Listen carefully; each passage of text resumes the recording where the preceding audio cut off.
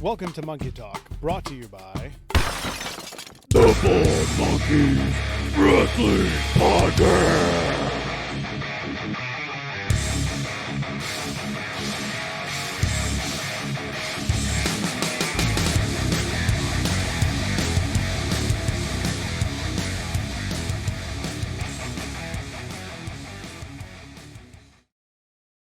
because it will make that part of your life so much easier.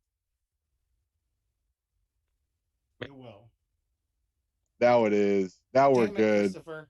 We're live. We're here. We're talking about all the money we're going to spend that we don't have. That's right. Welcome back to Monkey Talk. I'm Christopher. Here's the captain. Captain, do everything else. I'll just sit back. That sounds good. Tonight we have a very special guest. If you haven't heard of the gentleman that is joining us tonight, are you in a freaking closet? Like, seriously, he's literally one of the fastest rising stars in our opinion and lots of other people's opinions, and we might touch on that a little bit later. But he's been in the business for a while. At just 20 years old, he is the South City Stretcher, the Matt Bully. He is Poisoned Youth. Robert Martyr, welcome to Monkey Talk, sir. It's good to be here. Good to be first time. I've watched you guys for a while, so this is cool. Yes, I think I've seen you in the chat a couple of times. You were in the chat With Ashton. Yes. Oh, and there's some news there that we'll get to a little bit later, but Absolutely. Thanks for coming on, man. We appreciate it. Oh, no problem. This is something I've been looking forward to all week. Nice. Us as well. And Yes. We'll just jump right in. Obviously, you've seen our show. You see where we start. You see where we go to. Let's just get to the beginning. Let's start at a 20-year-old. It's going to be tough to do this, but I'm going to say, what was a younger Robert Martyr like? What was it like growing up as little, maybe toddler Rob running around? Well, I was in Harlem, New York. Very not good place to be in, especially at the time I was living in it. Yeah, man, my grandma was. We didn't say this before we went live. I mean, I didn't say this. My grandmother was a tape trader, was a legitimate tape trader.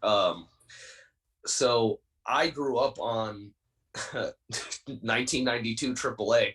That was the first wrestling I was ever exposed to. Not John Cena, not Randy Orton, not Triple H. I didn't know who any of these people were. I knew who La Parka was.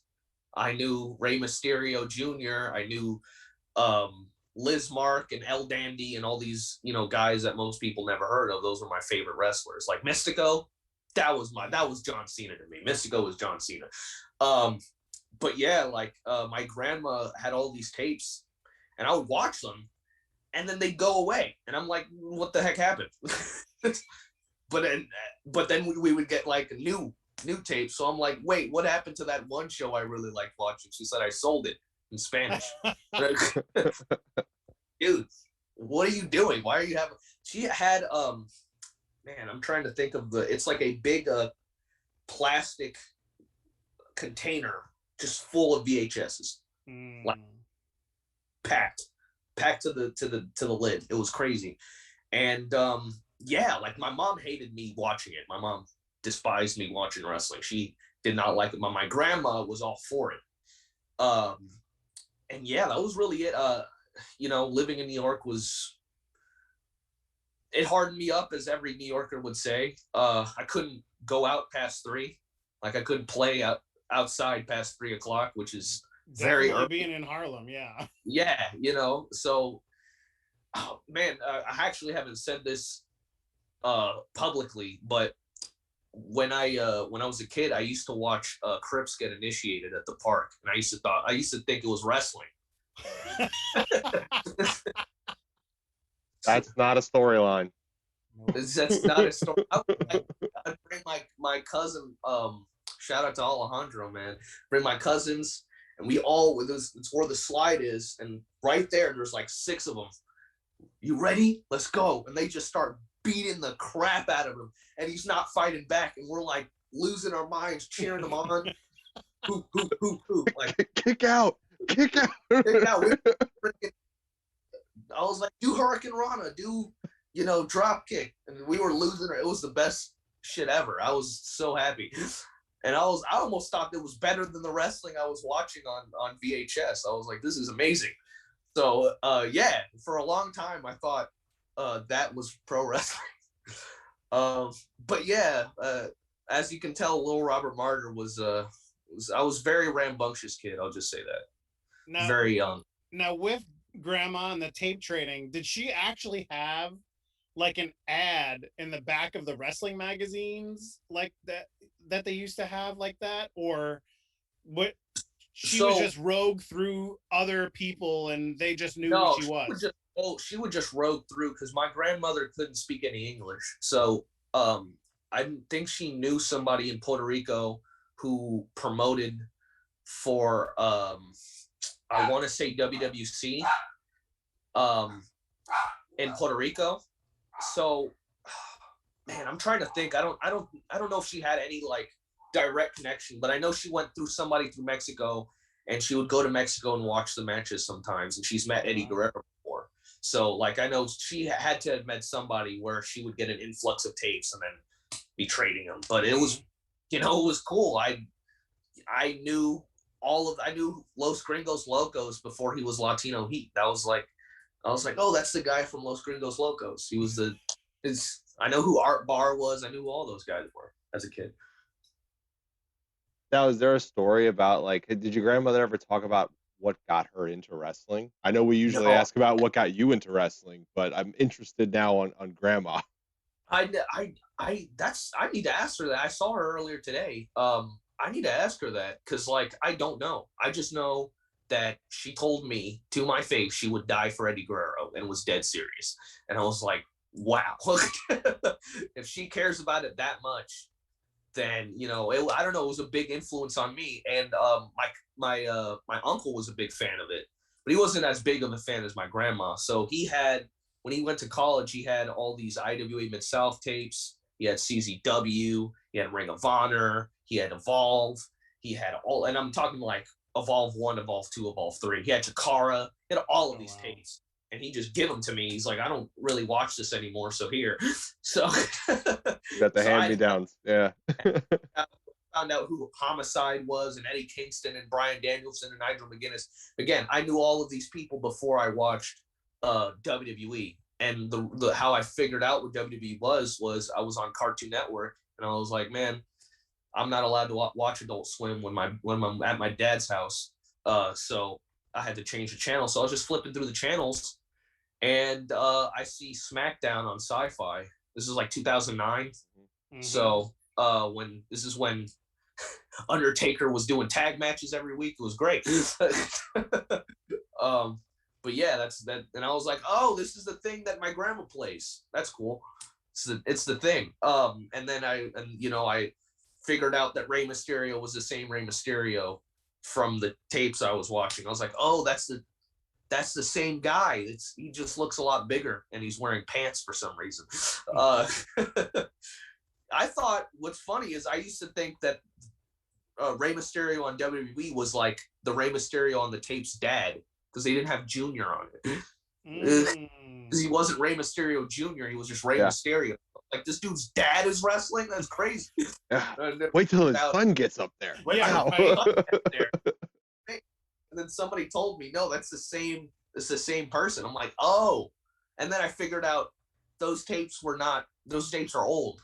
Yeah. So I didn't know that either. I thought it was like current date, which doesn't make any sense because it's 2009. I'm still watching VHS tapes, so I don't know what I was thinking.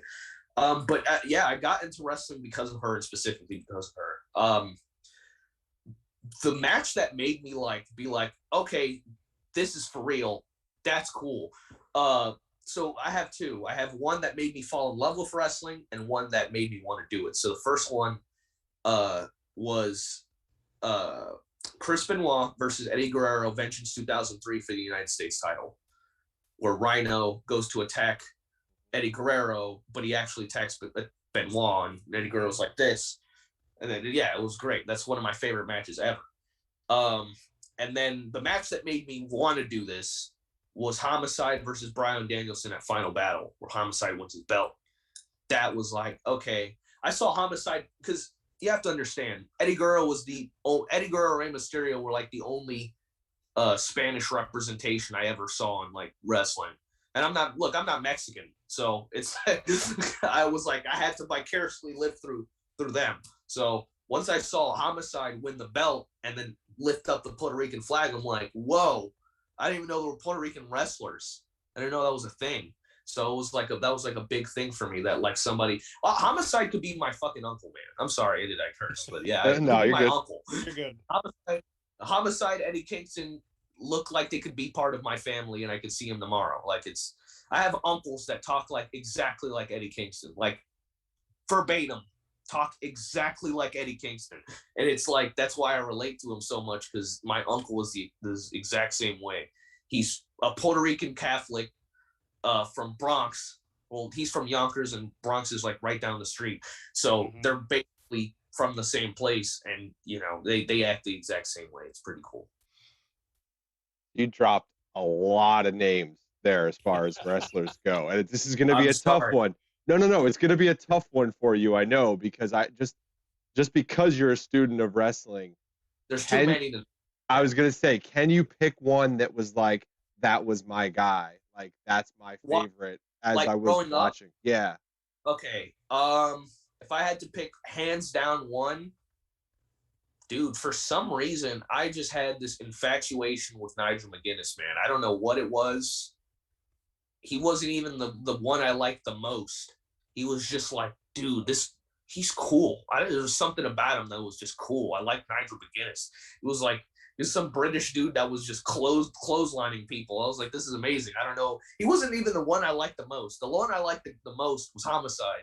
But Homicide didn't like in my little brain was like, I don't know. Nigel McGuinness does rip cords and the things, and he headbutts poles and stuff. Like this is insane. So yeah, like the one I was my favorite was Homicide, but I had something with Nigel McGuinness I just couldn't. And actually, again, I know you said pick one, but the only other person I knew this was gonna happen. Yeah. It's okay. The only other person that I may have liked more when I was watching SmackDown, I had old tapes of SmackDown too. Tajiri on SmackDown. Oh, heck yeah. Tajiri was my favorite. Loved Tajiri. He'd come out with the mist and he was my favorite. Yeah. But I loved all of those guys. Everybody I've named, I love them. But if I had to pick two as a kid, like these guys are freaking cool. Nigel McGuinness and Tajiri were my favorites. That's interesting because those guys are both really good wrestlers, but both have very different approaches to wrestling, which is interesting too, because it goes back to the fact that you love wrestling so much, that you're a student of wrestling, and that you had this love for Homicide, but you were almost lusting for these other guys because of what they could do. Yeah, and I was like, because like Bryan Danielson made me appreciate what technical wrestling was. Like I understood it once I watched him. Because Kurt Angle they called it like, you notice like 15 years ago, we would call like, I don't know, Chris Jericho a technical wrestler. He's not, but we would call, compared to everybody else, it was more ring-based. But then I watched Nigel McGuinness and Bryan Danielson, and I'm like, this is a whole nother level, dude. They are doing stuff I've never seen. So, like, Bryan Danielson made me appreciate, like, I got technical wrestling once I watched him. Like, I was like, okay, that's cool, but it's not fun to watch. And then once he did it, and I was like, I get it. And that's why it clicked for me. Tajiri, he would do, this is during the time that Tajiri was, he was doing like vignettes with William Regal for some reason, like that during that era. Yes, I remember that. William Regal's stooge. Yeah, that's the era of Tajiri I'm talking about. So I would love their little vignettes of just Tajiri doing silly stuff and then misting people. Like he was just my favorite. Yeah, and I also would spam the mist in SmackDown versus Here Comes the Pain. I just spam mist every time, and then do the buzzsaw kick and win. And I piss off. Like I've made so many cousins rage quit because of that. I knew there was a glitch in the game. You got to get the steel chair You have to hit it 3 times in the buckle and you get free mist. It's great. I'm gonna write that down for next time I play Chris Chuck. is like, oh, okay, next time I play that game, I got it. Legit steel chair. I don't know if it was just my PlayStation. 3 times in the buckle, free mist for Tajiri. I don't know why, but he should just give you unlimited mist. It was great. That's amazing. Just kept. Yeah. I feel like such a nerd, man. Such a nerd about wrestling. Oh man. We're all nerds about something. We talk about this often on the show, and we talk about it with a lot of people. It's fine. Like, a nerd is not a negative connotation. It just means you're really passionate about something, whatever that is. Whether it be video games, whether it be wrestling, whether it be comics, whether it be, I don't know, TV shows, movies, music, horror films. There's a nerd for everything. Yeah. But yeah, dude, I had a very interesting childhood as far as like watching wrestling and what I liked, because it was very untraditional from everybody else, you know. Like, obviously when I was watching, you know, like weekly, like Edge, I mean, Edge was awesome because he was on TV every week. Edge was cool. Christian, they were pushing Christian because he was world champion, so I was like, okay, Christian, cool. You know, obviously I like John Cena. I'm not afraid to say it. And then CM Punk came around and I was like, screw John Cena. This guy sucks. I was like, yeah, this John Cena dude, I never liked him ever. It's actually never happened. Never cheered for him ever. Never cheered for him, not even once. I don't have like 6 shirts of his at all. This never went like this. Not one time. And yeah, like, oh yeah, I forgot. Like, again, I didn't know John Cena of Dr. Thugonomics was the same dude because I had these tapes. So my first introduction to John Cena was when he was going after the Undertaker and like pissing on graves and stuff. You remember that? He did a vignette where he pissed on a grave. So yeah, that was my first introduction. He was a dick. Like, he was like, he played the dick card. Like, he was an asshole, man. He was and it's ironic. Now he's on TV calling Roman Reigns an asshole. I'm like, you pissed on the grave. He did have some epic raps, though. I mean, we give him a lot of shit, but man, he had some good, like, ribs. Yes. Yeah, and like, my favorite ones are like he would do them against the lower card guys. I think he cut one against Spanky or something like that. He had a promo with Spanky and talking about how somebody's wife would spank him or something. I'm like, thinking of this. Oddly remember that one. Yeah, it was great. So I think Chavo Guerrero had stole a win, and then, you know, John Cena comes out, raps, and Spanky comes out with a big ass like clock on his neck for some reason. I think he was coming out the Flavor Flav thing. Yeah. Full Flavor Flav just coming out. It was great. Yeah. Yeah, whatever happened to Flavor Flav? He just like, I know he's still around. He's back in Freeport, just hanging out on Freeport Island.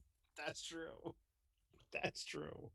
Flavor Flav scares me, man. I don't know what about him just terrifies me. It's the big clocks. Just a scary dude. Like, you never know what he's gonna do. Why are we talking about Flavor Flav? No format. Yeah, there's no format. That was the whole premise of this podcast from day one. No format. We only put these little kind of topics in here if we have dead air, and we don't usually have dead air. So not often. Awesome. Not often. But yeah, that's the to get that segment off. That was my introduction to wrestling. Now, in my introduction, you know, you're just 20 years old.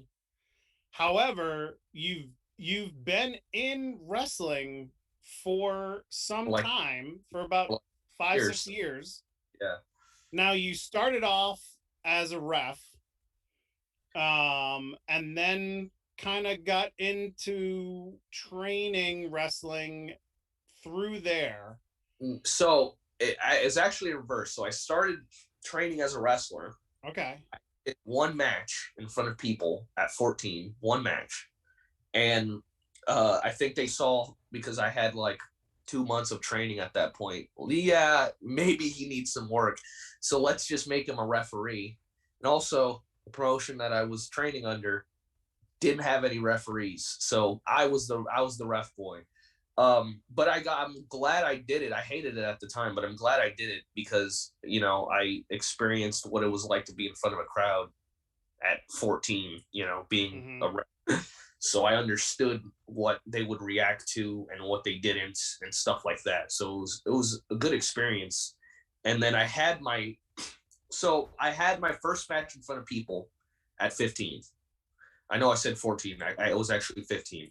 And I did reffing on the side, and then but those matches, I don't consider those matches because I just would get clotheslined and then pinned, and that was it. Like, so like it was the ultimate squash match. They were matches, but they weren't. In the sense a bell rang and someone counted to 3, they were matches. It was a match. They were matches. To me, I didn't really do much other than lose. So I had a mask on, and my trainer, my first original trainer, was Ricardo Rodriguez. He was the first person that I ever trained with, and he was like, "Yeah, you're 14. Also, it's illegal to wrestle in Florida under the age of 18." So, because I begged him and would refuse to not wrestle because I kept begging him, he was like, "All right, we're putting a mask on you, and then you'll wrestle." Fine. So that's how I learned to wrestle. He put a mask on me. How does that work though? You're still 14 or 15. Yeah. Not under the he's mask. got a mask on. It's okay. We don't know. No. We don't know. It's different. Florida's gonna Florida. That's all I'll say. I don't know. Yeah. Florida, mask on. It's like Clark Kent. He puts his glasses on. Oh, that's a fully grown adult right there. Who is that? Superman. Like, you know, something like that. But yeah, you know, everybody kind of knew, but you know, I got a mask, so it's whatever. Did you have a name? Yes, I was Pegasus Dark. That was my name. Ooh. So I don't know why, but the other trainer, that I will not name because I don't like him. The other trainer, was like, "Brother, you gotta have an animal. You know, all the best luchadors have an animal as a name." And I'm like, "Is Rey Mysterio an animal?" The Mysterio. Is Sin Cara an animal? I don't. Okay, whatever. So I was like, okay, you know, everybody's usually a tiger or a bird or something like that. So I'm like, okay, let me be. This is when I was starting to get like familiar with Japanese wrestling, and I was watching Chris Benoit in Japan. I was like, oh shoot, this is crazy. He was Pegasus Kid, and he became Wild Pegasus. So I was like, okay, nobody's being a Pegasus. I can't be Wild Pegasus Jr. because that's too on the nose. So I'll just be Pegasus Dark, and that was my name. Yeah, so shout out to Ricardo. He thought it was horrible, but it was something. So it was something. And yeah, and my first real match though, was it was my birthday, and I begged my mom. I was like 16 or 17. No, I was like 16. I begged her, hey, listen, it's my birthday. I don't want gifts. I was notified that there would be a Dean Malenko seminar in Miami. I need to go to that now. So I was like, hey, you don't have to get me any birthday gifts if you just take me to this and pay for the tickets. Or not the tickets, or just the entry. She obliged. She drove 7 hours, but God bless her, for me to get to this Dean Malenko seminar. And I get there, there's a lot of people there, man. There's like over like 40 people for the seminar. And it's Dean Malenko, Too Cold Scorpio, Teddy Long, Sonny Ono, and Elijah Burke are all there. That's great. That's some names. They are all there in attendance for the seminar. And you know, Dean goes over his what he has to say. And basically after that, you know, everybody wants to get ring time. Unfortunately, Dean couldn't get in the ring. I don't know why, but he was older, so he usually got in the ring, but I don't think he was feeling well. So we just didn't get in the ring. We just did matches. So they picked on everybody and said, you guys have 5 minutes, go figure everything out. They didn't pick on me. Everybody had their groups and they didn't pick on me. So I was like, I kind of drove like 7 hours to be here. Let me at least introduce myself. So I walk up to Dean Malenko and Elijah Burke and I say, hey, I'm 16, by the way. Hey, Mr. Malenko, my name's Robert. I've been wrestling since I was 14. I'm 16. You want to work, kid, don't you?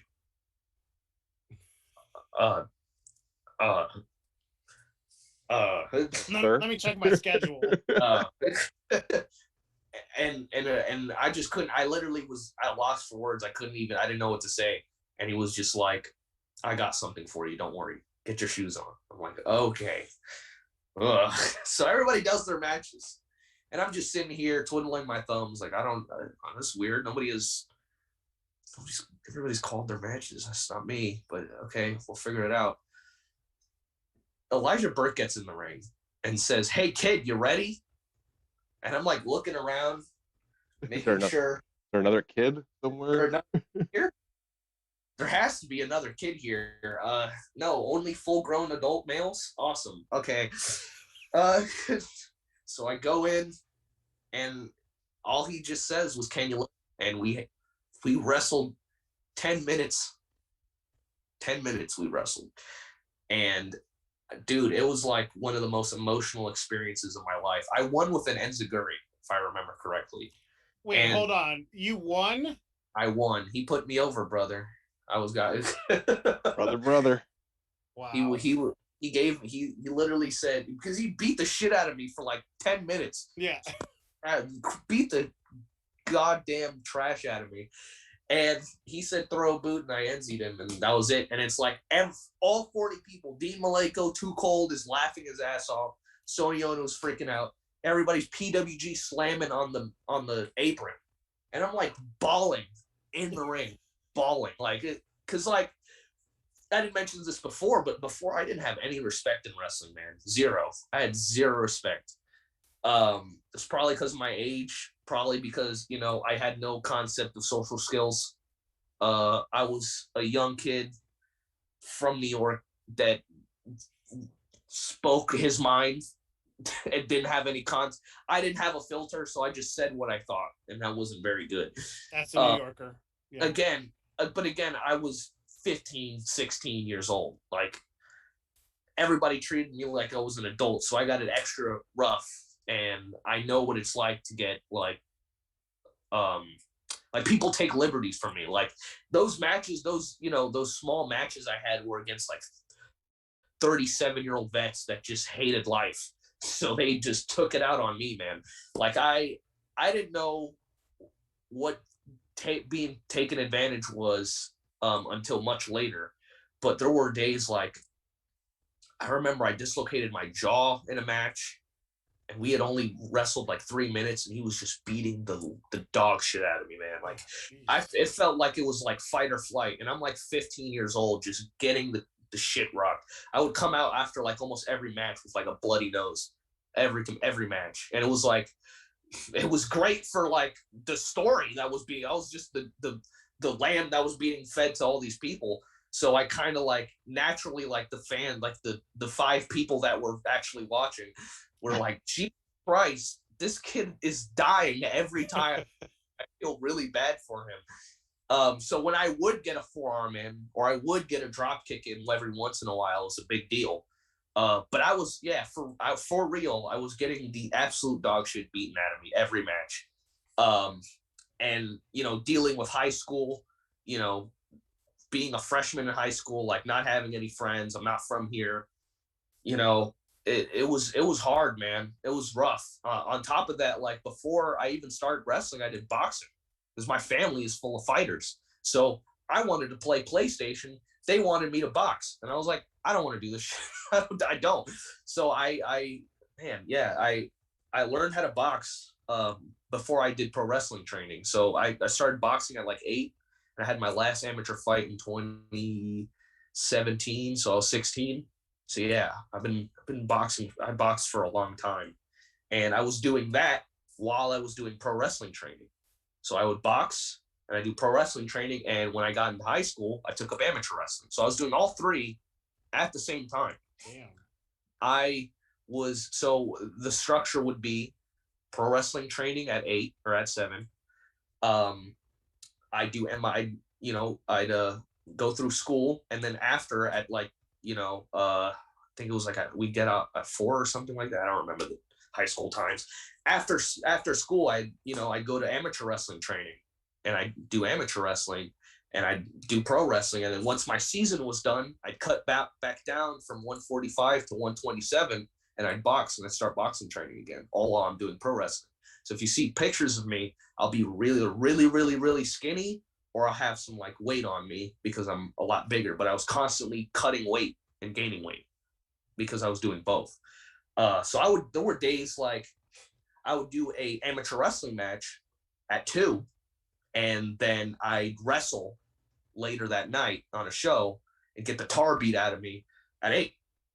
That's how I did it. And then after that, with my bloody nose, I wipe it off and I put my ref, I ref the rest of the show. Oh, and everyone's like, I wonder why that kid's nose is busted. That's odd.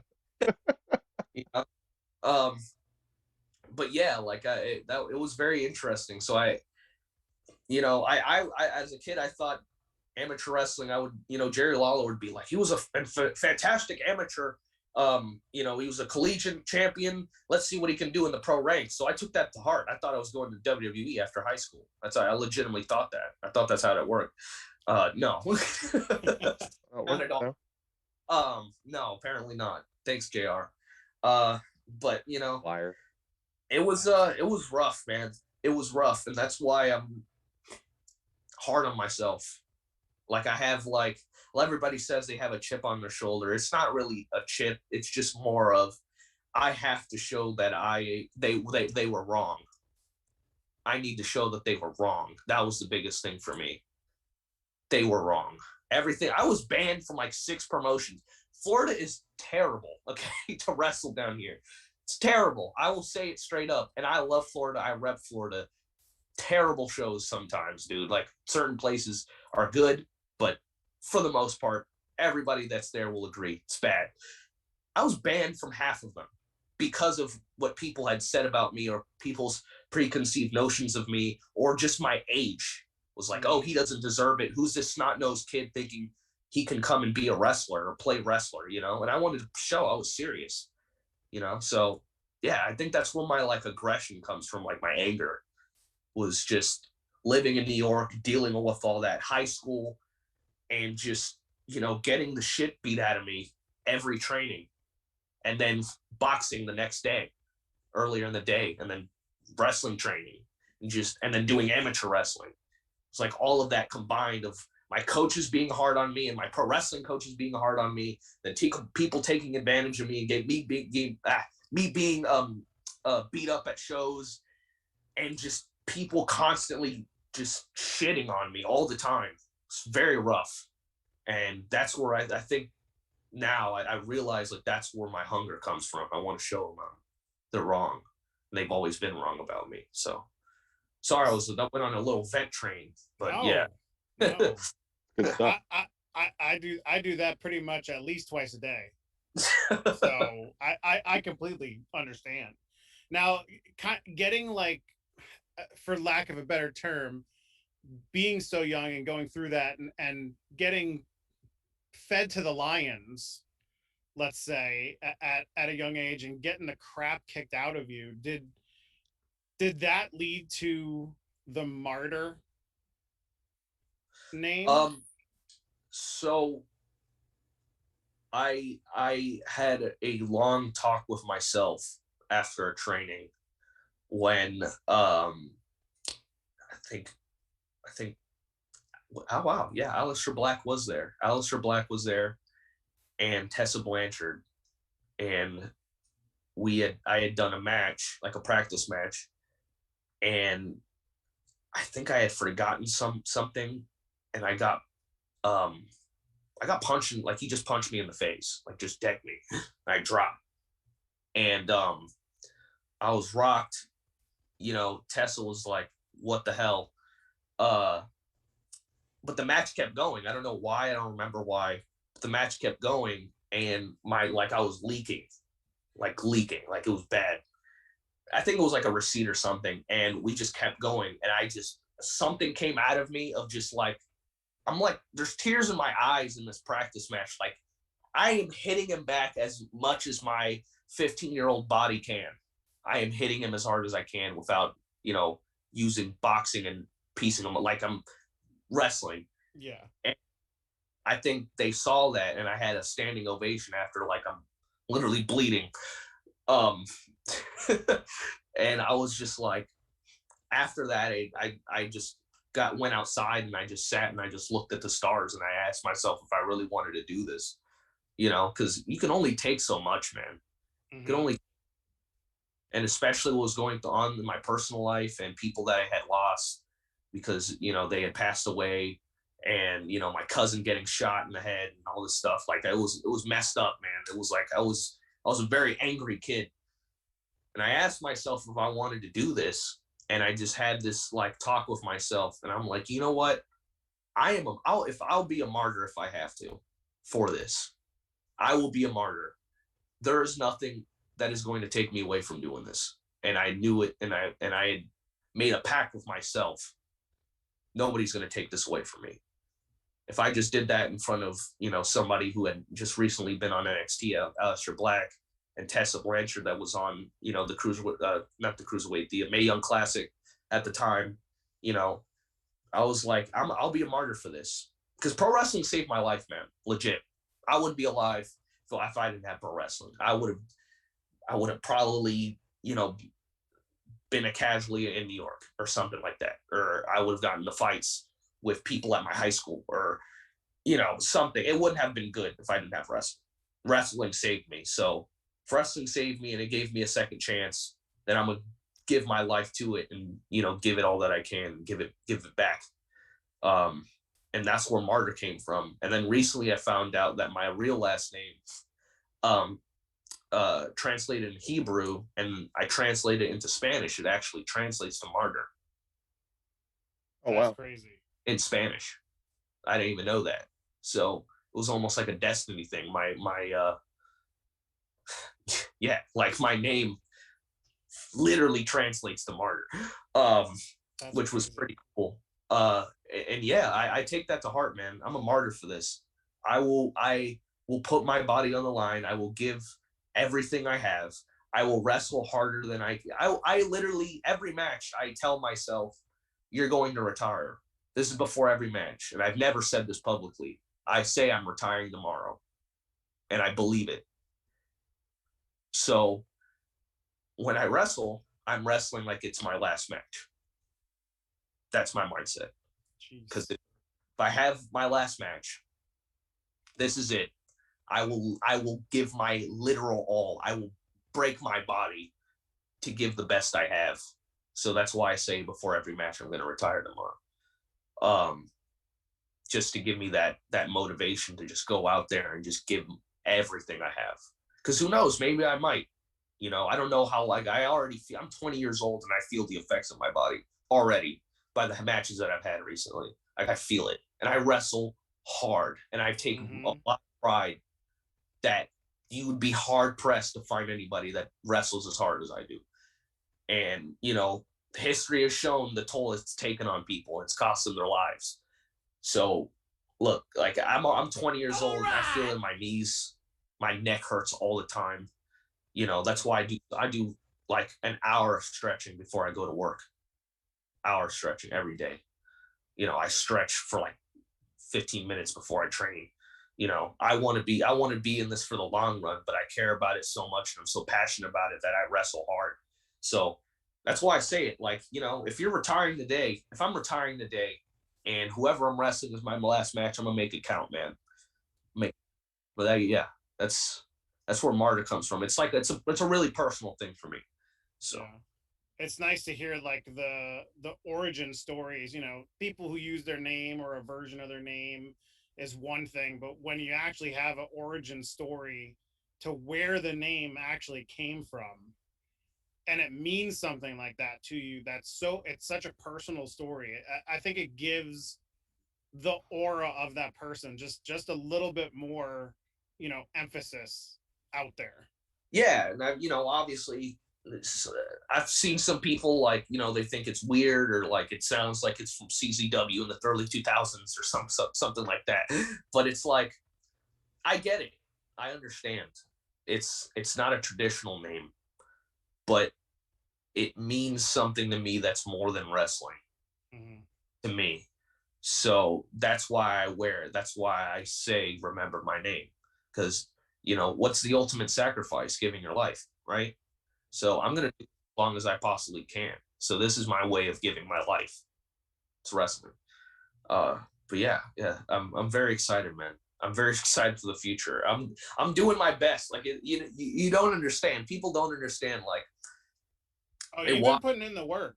I mean, yeah, if anybody, no matter if they follow you on Twitter, on Instagram, whether they see you at Action, Limitless, Paradigm, if they've seen you previously in MLW, a bunch of the different Florida promotions. I mean, everybody sees that you're putting in the work, and you're not just going up against the the the the middle of the crop. You're going up against names. You're going against the Garinis, the guys that pull the best matches out of people. And that match at Family Reunion was phenomenal, phenomenal.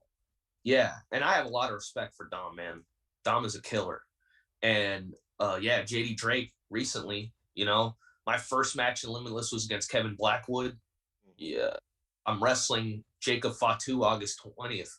Like, I said this at the beginning of the year, actually January 7th. I said this, and I made a tweet about it, and I never forgot it. I said, give me the workhorses, give me the guys that are going to legitimately try to take me out, not in a storyline sense, not in a wrestling sense. I want the guys that know that people are scared to wrestle. I want those guys. I want the guys that are like that. They basically expose people in the ring. They expose them. They either their cardio is not up to par, or their wrestling isn't as solid as people think it is. I want those guys. I want the guys that are going to legitimately try to take me out and try to tire me out and try to test me. And that's what I thrive off of. I want those guys. And when I wrestled Paradigm, my first match in Paradigm was against Matthew Justice. The promoters at Paradigm took that to heart. Put me against Matthew Justice. Still one of my favorite matches. And I showed everybody that I wanted this. And that was my first big break in wrestling, was that match against Matthew Justice. And he beat the shit out of me, and I beat the shit out of him, and I gave him everything back. And it just became this thing where I was like, give me another. I want another. Keep giving me these guys, and I will continue to say that. I want to be the Iron Man of 2021, sorry. I want to be that guy. I want to be the guy that, not just a breakout star, but man, that guy wrestled this list of people in this short, and he's young, like I want that. I want to be the Iron Man. That's my goal. You're on the pace to do that. I mean, I wrote down a list of a bunch of the matches that you've gone through, and it's like, do you ever relax and like take a vacation on a weekend? And it's like, no. 100 miles an hour. I don't. It's weird because I don't know what off is anymore. Like I used to. And this is not me saying, like, legitimately, I'm always like, okay, what's the next thing? That's why this month I've had probably the least amount of bookings than I've had this whole. So then it felt like so weird to just sit down and rest. Like it felt weird. It was like, I should be at a show. I was like thinking about showing up to shows that I never even go to. I'm like, maybe I'll, I don't know. I don't know what I'll do. I was like, going through like wrestling withdrawals because I'm not on the road constantly. And I felt like you were trying to book yourself. I saw you wanted to fill those dates. You were like, I have dates. Give me more. Like, legit. I was like, these are the dates I have, guys. Please. It's just that amateur wrestling mindset. It's like, don't stop if legs are dead. Don't stop if you don't have a head. If you're ACLs are torn off, you're still going to wrestle and win an NCAA championship. There's no offset. There's no off, and I like that. I honestly do. I like it. I like that, the fact that I'm game, man. I want that. I want to have that reputation of a work rate guy. And not only a work rate guy, but just like, I don't want to just be labeled as a technical wrestler. That's not my goal. I want to be the best wrestler, technical, in the United States, no, in the world, period. Point blank, period. I don't want to put myself in this box, because the style I may wrestle may be pure, maybe technical, whatever you want to call it, but I'm one of the best. I can go with anybody. I want to wrestle everyone and anyone, any style, lucha libre, American high flying, striking, technical wrestling, British style, anything, man. Death match. I've done No Peace Underground because I wanted to try with that.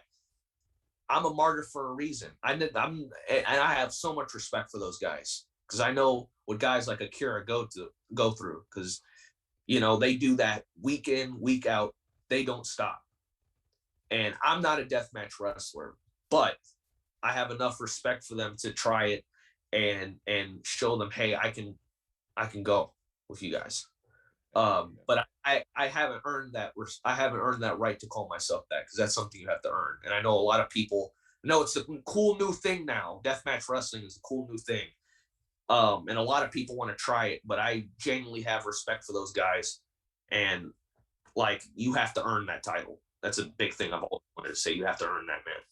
If you're wrestling like Nolan Edward, if you're wearing a shirt, Nolan, you guys remember his dude, the this year's collective, man. Did you see how many? I think he had like 12 matches, like 3 days, and like crazy. 7 of them were like death matches. Yep. He was he was limping out by like the 3rd match. Like, that's the thing. Like, he was already beat to crap by match 3 of that weekend. Yeah, and he had like a bunch more to go, and he was wrestling at such a high level. Like, that's when you earn it. He earned that title. Yeah. But like, yeah, man, like, legit, that's what I want. And I also like, in Limitless, Brandy took that to heart. And I was talking with Fred Yehai the other day, and I asked him, like, dude, what do I do? Maybe I need to talk about, like, I don't know, is my branding off or whatever? He's like, no, it's nothing. Enjoy the rest. This gives you time to recharge and, work on things. And it was like, he's right. But I'm just always on mode, and he understands. He gets it. You always want to keep improving, because you feel like if you relax, you're not being productive. And there's a difference, So I'm learning that. So now, speaking of taking a little bit of a break and some things that you have coming up, one of the big things coming up, and I think it's less than 3 weeks now, something like 18, 19, 17, some odd days, less than 21. We got the SCI tournament, the Futures Showcase. You have a big match against 2 hard opponents, and there was no segue in there. I mean, it literally is hardway heater and the Hoodfoot. Mo Atlas, man. Atlas. I mean, out of the whole draw, you got a hard one. I want to say, and this is just my opinion, I think I have the hardest match as far as the first round goes. I think I have the hardest match. And not to mention that I was the only person that wasn't directly selected. Yes. If you don't know, if you're listening, if you're watching, whatever you're doing right now, the other 8 I keep wanting to say contestants. I don't know why. The word is like stuck in my freaking head. Participants. The other 8 participants. Participants. Yeah. were all chosen. However, Robert had to, at Action Game Over, had to wrestle a umpteenth generation Umpteenth. wrestling, third, I think it actually is. Third. Fourth. In The fourth. fourth. See, Oh, you were even wrong. Umpteenth was better than your whatever against Brogan Finley, and you came out on top. How was that match? How was it working with him, and what was the feeling when you came out the victor in that? So it was interesting. I don't know if I should say this. I'll just say it. Not many people know his father was there in attendance. Not many people know that. So it was very special to me because Fit Finley is my number one guy. Like he is the blueprint for my style. So wrestling in front of him and wrestling his son was like a big thing. It was bittersweet, sweet because I was his 10th match and he was my 110th match. Oh wow. Yeah. Crazy. Yeah. And you know, although he's been wrestling 10 matches, I mean, I know a couple more now, but like he had been wrestling, like training with his father for like 5 years. So he's not new. He's well seasoned. He's just nobody's seen him is a thing. So me mentally, I was like, you know, this isn't going to be a cakewalk. This isn't, you know, he knows what he's doing, obviously. But I say bittersweet because I felt like it was kind of like a low ball thing. Oh, you're the only one in the tournament fighting for their spot.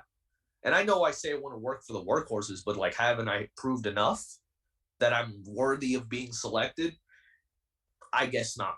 And I beat him. And not only did I beat him, I tapped him out. And to me, that means a lot more than pinning them. I honestly think if I submit you, you know, this is a wrestler's mindset. I think I own you. Like you submitted to me. I own Brogan Finley in my head. I own him. Now that if we ever wrestle again, I'm going to remember that. And he's going to remember that. And that's a cool thing. He gets to remember what I did to him in front of his dad. That puts a smile on my face. And it was almost like, look, I love Matt. Matt's great. But that was for Matt. When I tapped him out, I wanted to show him, you should have selected me. And now, Hoodfoot, I don't know if you saw his match with Josh Crane, Paradigm Pro Wrestling. That was incredible performance. Hardway Heater is, you know, part of KOBK. You know, nasty group of guys: Brett Eisen, Nolan Edward, you know, Ron Bass, which is also, you know, in there. Kira. Yeah, Kira. And he's under the tutelage of Kerry Awful, and Kerry Awful, I'm very close with Kerry, so I know what he's capable of. But if there's one thing I have over both of them, is if you saw against my match against Strady Drake, I can take a lot of punishment. So Hardway Heater can go the hard way. Mo Atlas can be Hoodfoot. Doesn't really make a difference to me. Pain stays the same regardless. It's just pain. Pain is temporary. Legacy's forever. I'm a win. That's SCI is going to be very interesting because also Eli Knight, who I'm very close with, is in that match. Is in not in the match, in the tournament. And I came up with Eli. Me and Eli come from the same school, and we started around the same time. I started about 2 years before him. You know, Eli is my training partner. I train with him every week, 3 times a week, 3-4 times a week with Eli.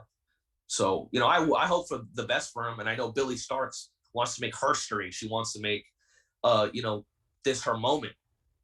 And I'm sure, you know, it would mean a lot to the Billy Starks brand and all of her fans and Billy herself, because he's going to make history. But that can wait next year. She can be on SCI next year, get selected, or she'll just go through futures again. It's not going to be this year. It'll be next year, though. I think she'll do it. I believe in Billy. Billy's great. It's just people will learn when you put you or destiny. I'm only choosing one thing, and it's not you. That's the biggest thing. Legacy is forever. Pain is temporary. That's my biggest mantra. I don't care what you do to me. It doesn't matter. I have a mindset when I wrestle. I adopted it from Drew Gulak. Drew Gulak does catch point. He has that catch point philosophy. It's win. It's win all the time. And it doesn't matter what style you are. It doesn't matter what you do. You don't have to be a technical wrestler to have that mentality. It's just winning.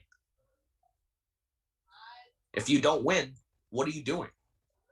And and we're gonna go on a little bit because I'm sure you're gonna mention the match with Ashton Starr that was announced. I don't know if you saw. Ashton cares about followers more than he does winning matches because I beat him. I pinned him. I didn't cheat. I didn't watch the match. I didn't do anything wrong. I beat him clean. Mm-hmm. No shenanigans, no cheating, no bending the rules. I may have gotten aggressive, but why wouldn't you? I respect Ashton. He's a great wrestler. Why would I bring anything less? I beat Ashton Starr. Yet Ashton is more featured than I am. Doesn't make much sense. And Ashton's rebuttal was that, look at that, I have 3,000 more followers than you on Twitter. Okay, cool. But who's winning? Is it you or me? What are we doing here if we're not winning? Ashton is begging to wrestle me again. That's why this match was booked. Matt came to me and said, Ashton wants a rematch. And I said, yes. Why? How is that a clapback? That doesn't make any sense. You are begging to wrestle me because I beat you when I exposed you. And now you want to try to dunk on me on Twitter because you have 3,000 more followers than me? Who cares? You said you lost yourself. You lost yourself because I beat you. That's what I do to people, man. And I'm sorry I'm getting heated. That's what I do to people. I'm in this to be in this. If you're in here for the Twitter clout and the claps on Twitter or the merch, if you're in there for that, good for you. But I'm here to be a winner, and I'm here to be the best. And I don't play around with that. I've dealt with too much stuff in my lifetime, too much stuff in my career, only being 20 years old, 6 years in, get the shit beat out of me every day, just for you to dunk on me about 4,000 more followers, 3,000 more followers. Who cares? I'm a winner. That's where I want to be. I'm going to win SCI. I will win SCI. And if I don't, that's fine. Because eventually I will get better. Eventually I'll be ahead of the curve of everyone. 5 years, get this, guys. In 5 years, when I'm 25 years old, I will be 10 years in wrestling. 5 years. Where do you think I'll be at 25 years old? I haven't even reached the prime of my life yet, and I have 10 years of experience. People don't realize how much SCI means to me, I don't think. People really don't realize, because people like Nolan, Daniel Garcia, Alex Kane, Logan Creed are all in the main tournament. They're all there. Those are the guys I want to be on that level. Look at all the people that have won SCI. I want to be on that level. And to prove that, you have to win. Ashton Starr, you have to win. It's not how good of a match you have and how much of people like your match. It's about if you win or not. That's wrestling. So if I win, I show people what I've been saying. It's called backing up your actions. Again, I'm sorry I'm heated, but I put too much into this to get dunked on, But yeah, let's talk about the Ashton match, because it's going to be great. He's great. He's first one was great. first one was great. Yeah, it's one of my favorite matches. One of his. He'll ask you. He said it on the podcast with you guys. He did. Mm-hmm. It's a great match. Okay, I win, but what's next? I mean, ever since my match with Adam Priest at the first show, I've won every match. Look at my record. I am 2-1 in action wrestling. My debut, again, another workhorse, Adam Priest, first match. And that was in February. I didn't even know who I was yet as a wrestler. I have an identity now. I think I have an identity, at least. I'm much more confident than I was 4 or 5 months ago. You know, it's back when I had the one knee pad and, you know, I was still figuring myself out. And I brought it to Adam Priest. I lost. But like Dylan Wacko said on commentary, I'm only going to get better. And that's what should scare everybody. Mm-hmm. I'm only going to get better. If I keep going the pace I'm at, I'm only going to get better. And with age, I will get even better. To me right now, the pinnacle of wrestling is Jonathan Gresham. To me right now, the pinnacle of professional wrestling is Jonathan Gresham. I want to get Jonathan Gresham good. And then after that, once I reach that level, I'll get Robert Martyr good. And then let's see where the bar is. That's my goal. If you want to ask that question, because I know so many people have asked, what's your main goal in wrestling? That's my goal. I want to define this era of professional wrestling. Next 10 years, everybody says, man, Danielson was the king of the 2000s. He defined an era. That's what I want. You're going to look at my discography, and it's going to speak for itself. And there's going to be somebody 30 years from now, when I'm dead or gone, or if I'm still alive, whatever, that as passionate as me, that studies as much as me, that loves this as much as me, or even more, that's going to study my work. And they're going to look at my work, and they're going to apply my work. And through that, through those people, my legacy comes to fruition because I changed wrestling. I think that's like the ultimate compliment, is to say, I want to be that person good. And everybody knows that that person is the best at what they do. So hopefully you're not dead in 30 years. I mean, yeah, I don't know. I suck at math, guys. You know, hopefully you're not dead in 30 years, but in 30 years, I hope there's someone out there that goes, I want to be Robert Martyr good. And that's the best thing you can hope. In my lifetime right now, Jonathan Gresham is the best wrestler in the world. Phenomenal. Close to him is Davey Richards. You know? Speaking of Davey Richards, who put out so much love for you today. I think it was the tweet that you retweeted from us, but I mean, he was like, basically, if you don't know who this man is, you need to check yourself, because this is where it's at.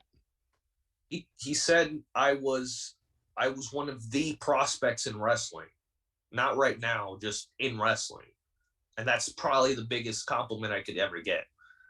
And if people think I was hungry now, I'm going to be starving. I'm going to be starving, man. If you think I'm going hard now, just that little kick of motivation. Just wait. Just wait and you see. Just wait and you see August 7th. Just wait and you see August 20th. If you thought I was hungry now, man, y'all ain't seen nothing, man. Y'all have not seen anything. Because I have been working so hard. And when I got to shake that man's hand, man, it was different. Because Davey Richards, him and Danielson, they wrestled, trying to think, they wrestled for Dragon Gate USA. Sorry, that's my dog. They wrestled for Dragon Gate USA. And I think it was 2009, and that's one of my favorite matches, man. Davey Richards versus Danielson, and then Davey Richards versus Sami Callihan at AEW. They had a great match. the matches that Davey Richards had with Roger Strong. Roger Strong is one of my favorite wrestlers ever. Period. He's another guy I base my style around off of, Roger Strong. But yeah, man, Davey and Jonathan Gresham and guys like that, those are guys like you look at them and you know what you're getting. You're going to get the best wrestling in the world. And when I make my entrance, I want people to have that level of respect and be like, this is one of the best. We're going to see one of the best matches. So, yeah. And a great piece of entrance music too, you know. Yeah. Everybody asks me about, I know there's somebody that wants me to do the Godzilla version. I will never do that ever. Terrible. I hate that movie. Godzilla 2000, that is the worst movie ever. I'd rather watch Sharknado 100 times than that. Don't ever disrespect Godzilla like that, man. Terrible. No Sharknado. No Sharknado. No Sharknado. We don't want to do that. All right, now I do want to touch on futures just for one more second around the fact that it's not a one-on-one match. And how does your mindset get into a match where it's not just you versus somebody else? You have to take two people into account, and you don't have to get pinned to lose that first round match. That's the biggest concern of mine too, is I could not lose the match. That's my biggest concern. So my biggest game plan is to stay in the ring at all times. I don't want to say too much else, but for obvious reasons, but you'll be hard pressed to get me out of the ring. I will be beaten in the ring and I will stay in there, as I will be stuck to the mat. Because think about it, how many times have we seen, and we talk about studying, man, how many times have we seen somebody lose a title or somebody lose something, a big match because they weren't pinned, and they want to say, you know, that they weren't pinned. Well, buddy, that's the match. You know, you don't have to get pinned to lose. I'm not going to bring that excuse. That's the match. So I'm going to do everything I can to stay in there. And look, Hardway Heater, people don't realize how new Hardway Heater is. He's so new, but he's so good now, you know, because Kerry is, again, one of the best trainers out there. So coming out of that, you know, that Crux school, you know, even if you're 3 years in, you're going to look like you're 6. Hardway's tough, but Hardway is 100% beatable. I've seen him get beat multiple times in Paradigm. Again, tough guy, but he can get beat, and I know he can. So my intimidation level is a little lower down. As for Hoodfoot can also get beat, but I've seen Hoodfoot knock out people in 2 minutes. In the first 15 seconds of a fight, knock them out clean. You know, that's what worries me. But, you know, Hoodfoot's got that punching power, but guess what? I did boxing for 7 years. I did amateur wrestling for my entire time through high school. I can take you on the feet. I can take you down. And I can do much more than that. Yeah. So we'll see. Hoodfoot is definitely, and I know he's hungry, man. That's another thing that worries me. He's almost as hungry as I am, if not as much. Hoodfoot wants this, and I'm good friends with Hoodfoot. But in there's no friends. The way it is. Fair enough. And we just got raided. Limitless. Thanks for the raid, Limitless Sports. Appreciate it.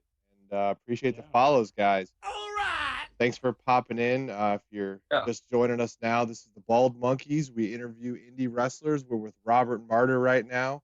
He's dropping an incredible amount of knowledge on us right now about not only his career, but indie wrestling in general. So thanks for all the follows, and thanks for hanging out. And be sure to chat it up. I like that emote there. It looks like Captain Chuckles with a baseball head. You see that?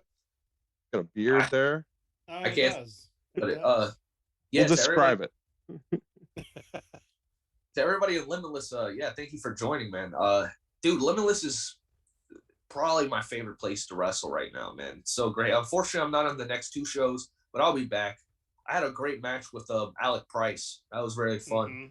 Um, Man, it was because I have mixed feelings about that match because I'm so locked in usually, but just the crowd being back, you could tell I was just moving a little bit different. So next time I'm in front of a crowd, like a big crowd like that, I'll be much more prepared. So I think that's what got me the loss against Alec, because I was just so concerned about the fans, man. It was good to have that many people in a building again. You know, you're only used to like having like 20 to 30 people. They had like 300 people just packed.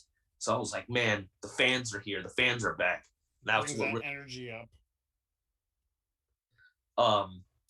So yeah, so I think I got distracted, and you know, Alec Price, he's an asshole, but you know, we'll wrestle again. We'll wrestle again. But yeah. Speaking of wrestling again, and we've gone over all the matches you've had and some of the competition you've gone against, and the fact that you want to go against workhorses. The Ashton Starr match is the second time you're going up against Ashton. Yeah. You tend to always want the next guy. Give me another one. Give me the next workhorse. Give me the next big name out there. I want to take him on. What's it like getting prepared for somebody that you have to fight for the second time? Because I don't often see you doing multiple matches with folks, because I feel like you're going out there and getting more. Yeah. Again, when Matt came to me about it, I was hesitant, not because I'm scared of Ashton, but I want the next thing. I want to move up. I don't want to regress because I have some type of disagreement or beef with somebody. I'm here on this planet for a limited amount of time. Time is money. Time is everything.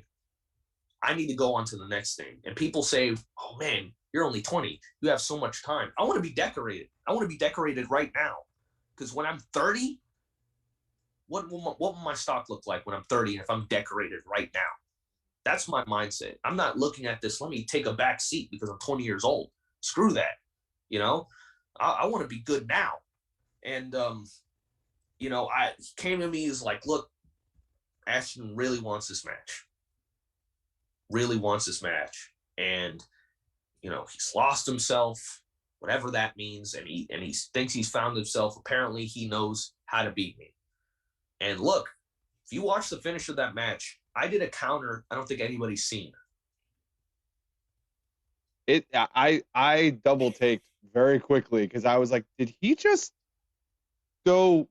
Mm-hmm. You never touched the mat the way you reversed that to get into the pin. That was like a sunset flip, but it was, I don't know, the way that you packaged him up there and never touched the mat to roll him up. Like, yeah, I had a double take, and I watched it back on IWTV to make sure that what I saw in real life actually happened. Yeah. That was impressive. And those are things that I train for. I mean, you look at it, how often do people get caught in sunset flips? How often does that happen? Sunset flip is a very effective move if done right. If you package them right, if you put them on their back, make them touch their knees, and they're stacked, you're done.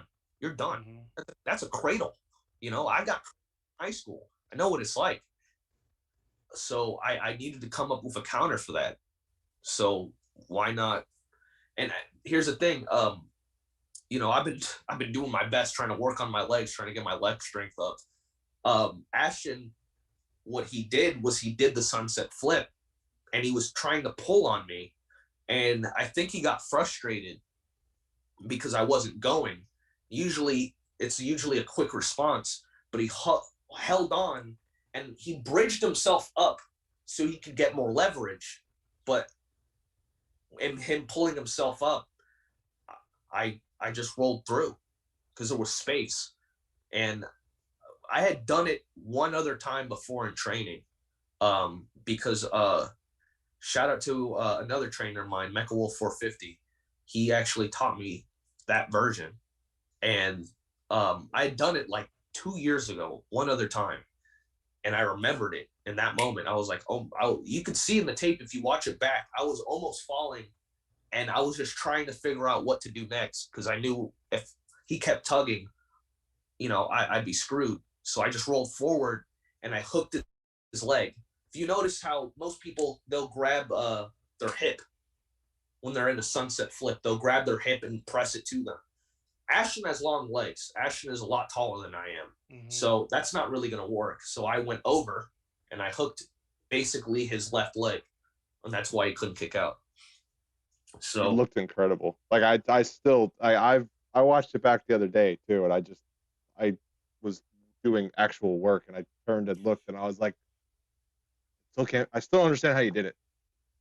it's probably one of my favorite moments because I don't think anybody expected that. And also a thing about me is I don't have to win with the Gibson driver. I don't have to win with that. I don't have to win with my wow, how did I forget the name of my own freaking move? I don't have to win with my chicken wing. I don't.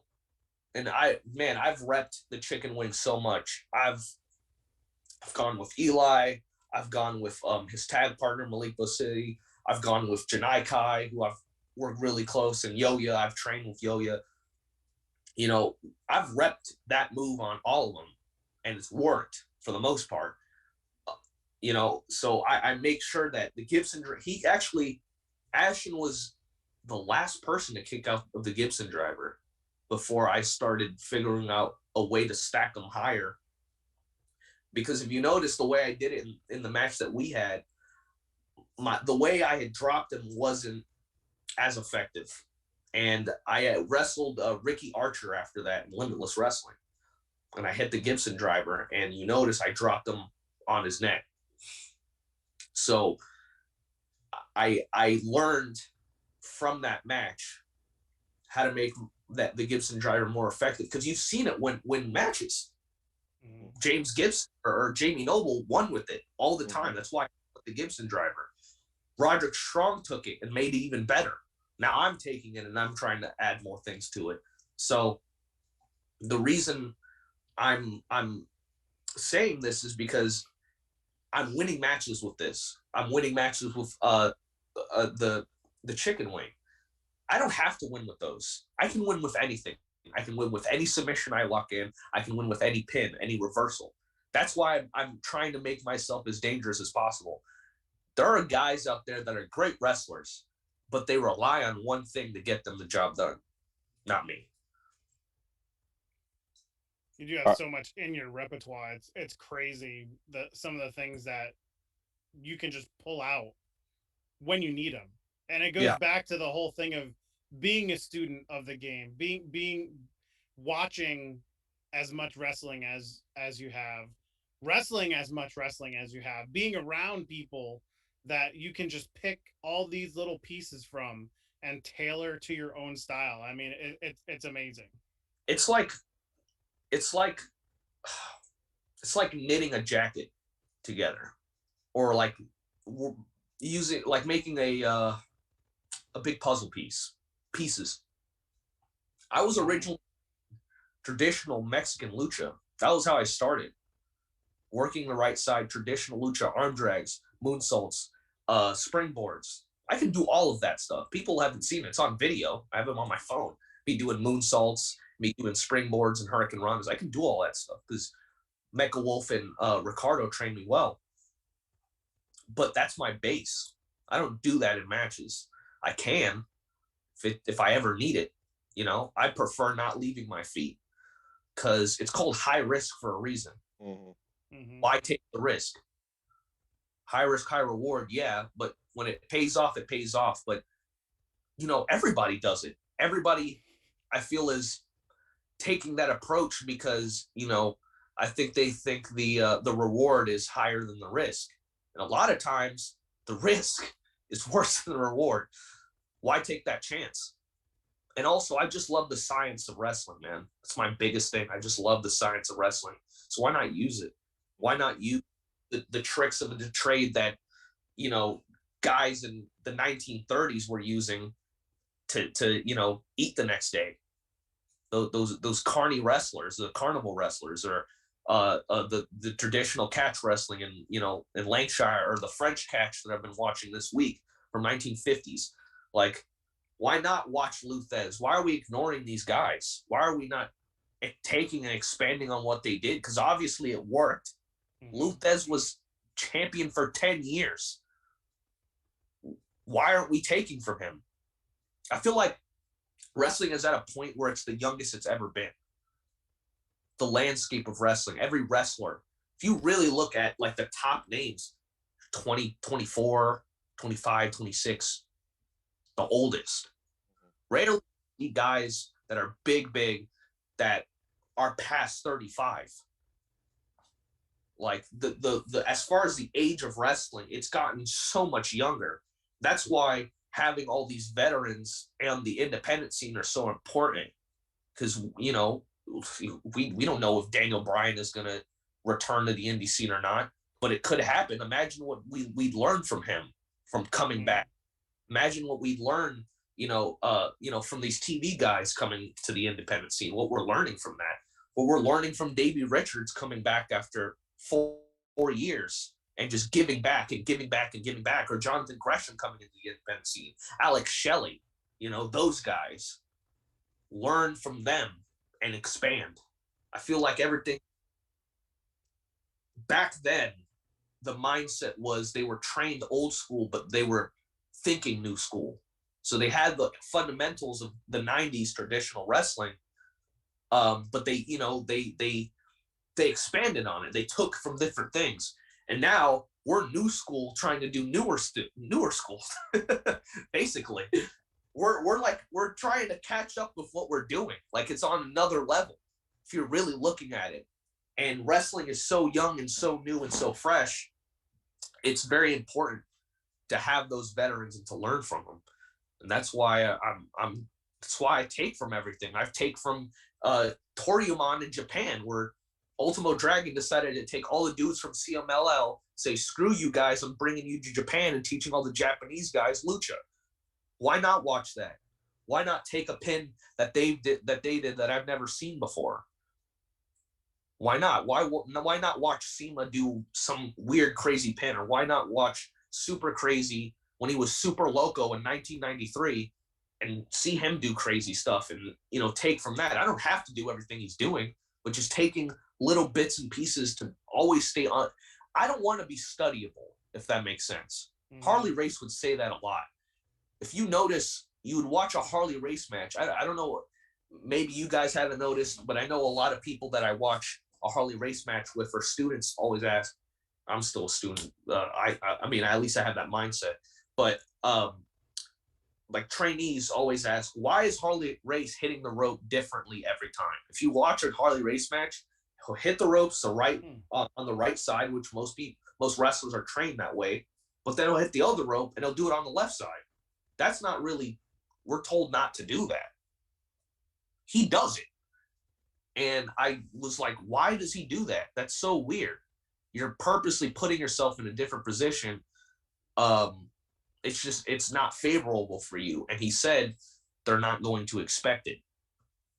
That blew my mind, because it's so simple. Like, of course they're not going to expect it, but they're not going to expect it.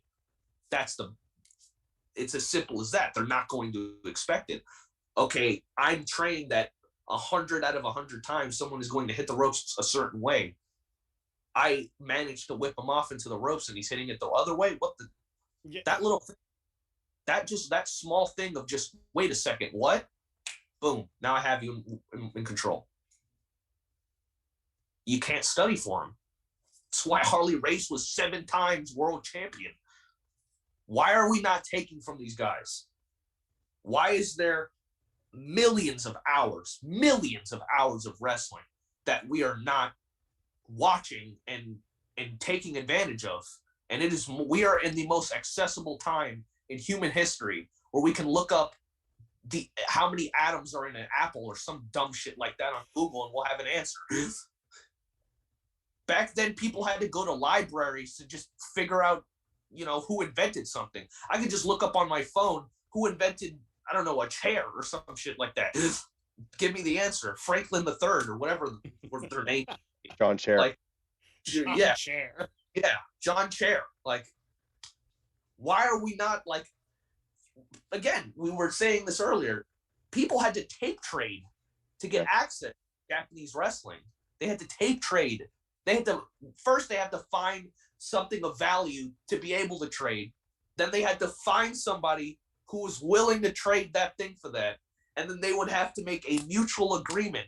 Okay, I'll give you my Tully Blanchard 1987 collection for your Misawa 1992 run. Do you want? And then they would do that. They trade it off. And we're like, okay, I do want to watch Tully Blanchard in 87. Here's Misawa. I've watched it a bunch of times. We can just look it up. I could go on Daily Motion right now and just find a bunch of old matches. I could go on YouTube and I could shout out to XWT where I waste all of my money on extremely rare, hard to find torrents of wrestling footage that I have to go through my friend to transfer it to Google Drive so I can watch it. You know, that's like, I consider myself an online tape trader. Yeah. Online. I mean, I don't know who's trading VHS tapes, you know, nowadays, but if they are, you know, hit me up, please. But like, yeah, man, like we need to take advantage of this. And like, think of it now, like how good will Lee Moriarty be in 10 years? Right? Yeah. Like Lee has only been like, he's a former independent wrestling champion, and he's really only been consistently out there for like 2 years, max. 2 years. Only 2 years. And he's this far. He's on MLW, you know? Another guy. How long do we have to wait for Myron Reed to get out 10 years from now? How good Myron Reed is going to get? Yeah. Myron Reed's probably going to be like 30 pounds heavier and signed and WWE champion 10 years, you know? Like Carmelo Hayes or man, I forgot his indie name, but Christian Casanova. Christian Casanova. Yeah. Like, dude, what is he gonna be in like 5 years? That's the mindset I'm having. Like Everett Connors is another dude. You know, he's so unique. You've never seen somebody like Everett. That's one dude that I can't compare anybody to. That's hard. That's really hard. He's just himself. He Himself. Yeah. I cannot draw any comparison to Everett Connors at all. I can't. And as much wrestling as I can see Chris thinking. He's going trying, through his Rolodex. You're smoking. Yes. I've been thinking on this for like 3 weeks. Like who? There has to be somebody that did something similar, but I can't think of it. As much of wrestling as I watch, I can't think of anybody that looks like or acts like or wrestles like Everett Connors. He's just himself.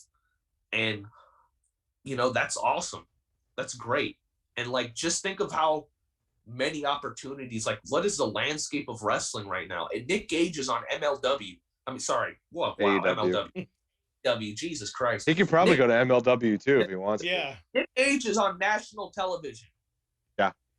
The same Nick Gage that I watched kill Nick Mondo in 2002. That Nick Gage. The Nick Gage that died on torment death. And everybody said he'd never see the light of day of television ever. Even him being the most popular wrestler in the independent scene. Never touched television. What happened tonight? We have, for all we know, we have Daniel Bryan possibly being an independent wrestler. He's probably going to go somewhere, but still, we have him. You know, for a minute we had Samoa Joe. Chris Hero is still there. We have Davey Richards actively wrestling all the young guys. You know, Jonathan Gresham is doing the best he can to get to the independent scene. So many guys, man. So many guys, and just so like I would have never thought in a million years that Zack Ryder would wrestle Nick Gage. That's still bottles. Like if you told me that 3 years ago, I would have booked that on Universe Mode on like I would have booked that on TEW or something, like just role playing it out, see what, like laughing my ass off, trying to see if Zack Ryder could beat Nick Gage. Like that's such an E-Fed match. But I feel it's like it's so ridiculous. You wouldn't even have done that. Like that's Yeah. how Yeah. like out of the like space it is. It's like, wait a Like second, what? what? Yeah, exactly, dude. Like wrestling is in such an incredible spot right now. Great. And I feel like we are like 2 years before another boom. Because everybody said, when All In happened like 2-3 years ago, like that was the boom. But I think that was like the start of like, hey guys, indie wrestling's back. Because after 2016, everybody got signed. And it was like, ooh, man, everybody's getting eaten up. And I hate that, everybody's saying, oh, indie wrestling's dead and all that stuff. There's always going to be a new class. And I feel like the class of AJ Gray and Nolan Edward and Daniel Garcia and Alex Kane and Lee Moriarty and all these guys, like, I could go on and on and on of all these top Brian Keith and like this new crop. There's a new crop of the new crop, like Cole Radrick, like all of those, and Cole Radrick, Billy Starks. Dude, I could go on and on for how many people, we have this new class of like wrestlers. And what's crazy is what the new class was 3-4 years ago when Joey Janela was still in CZW is now they're the top guys now. How quickly that happened. 3 years ago, Joey Janela was killing Leo Rush on CZW. Now he's on television. So that's where we're at. And I feel like 2, 3, 4 years, that's when the boom's gonna happen. When we just get a little more experience. That's the boom. That's the real boom. If this isn't the boom, I can't wait to see what the boom is. Yeah, because Exactly. like this feels so incredible already right now, but we're just scratching the surface. If you look, and I hate to compare them, but like you look at where Game Changer Wrestling is at right now. We've never seen this type of reception for like, dude, their fan base is the only thing I can compare it to is the original ECW, man. And I know that's like that's a given. That's like the cliche thing, but man, like where have we seen something like this before other than ECW? Mm-hmm. Nothing. We've seen so many like we've seen, I don't think in the history of CZW it's gotten that rowdy, honestly. Like we've only seen people trying to replicate or duplicate. GCW is its own thing, but it's like, man, the connection is there. It's weird. But yeah, man, like, and honestly, and I know that I don't want this to sound disrespectful either. I don't want to be in this class, if that makes sense. I don't want to be in this class. I want to be in my own class. Like I want to be, okay, this is the era he came out of. But, every wrestler's going to strive for it. But, I kind of want to be like, I feel like we had a small, like 2-year era of just crazy, mind-boggling, crazy dive, kill yourself wrestling, which is awesome. But I feel like that era of early Ring of Honor is kind of coming back. I feel like the undertone is kind of coming back of just wrestling again, like it was weird because like once Evolve died, it was like it kind of changed wrestling. The scene changed a little bit, and I think that hunger for like legit pro wrestling is coming back. Well, I mean, it's a great time to be a wrestling fan. It's an amazing time to be an independent wrestling fan, and I feel like if there's more to come, I want to be part of it, and I'm glad that I'm at the beginning of it. If this is the beginning of it, or if we're the thick of it. That's why like remember like 4 years ago where everybody's like, support independent wrestling, guys, and we were begging fans to support independent wrestling. The crazy part, we weren't like, I didn't even hear that noise. Like 4 years ago, independent wrestling wasn't even on the radar for me. Yeah. It was the pandemic that brought independent wrestling almost to the forefront. Yeah. Because what did you have? Nothing. What? Have nothing. You know, everything was kind of stolen from us. And it's like, I don't think I'd be where I'm at without the pandemic. As weird as that sounds. It's crazy to say, right? Like that horrible thing that happened is like the thing that opened the door for a lot of people. For a lot of people, man. A lot. Especially for me, because that year, like in March, I had lost 25 pounds at that point. I was 2 years ago in 2019, 2020. I was like 185 pounds, no lifting weights. I was hurt. Like my back was hurting me a lot, and I was just really out of shape. And I had lost like 25 pounds. And like, dude, oh man, I lost 25 pounds, and I was like, oh man, I'm ready. I'm ready for it. I'm ready for the Mania weekend.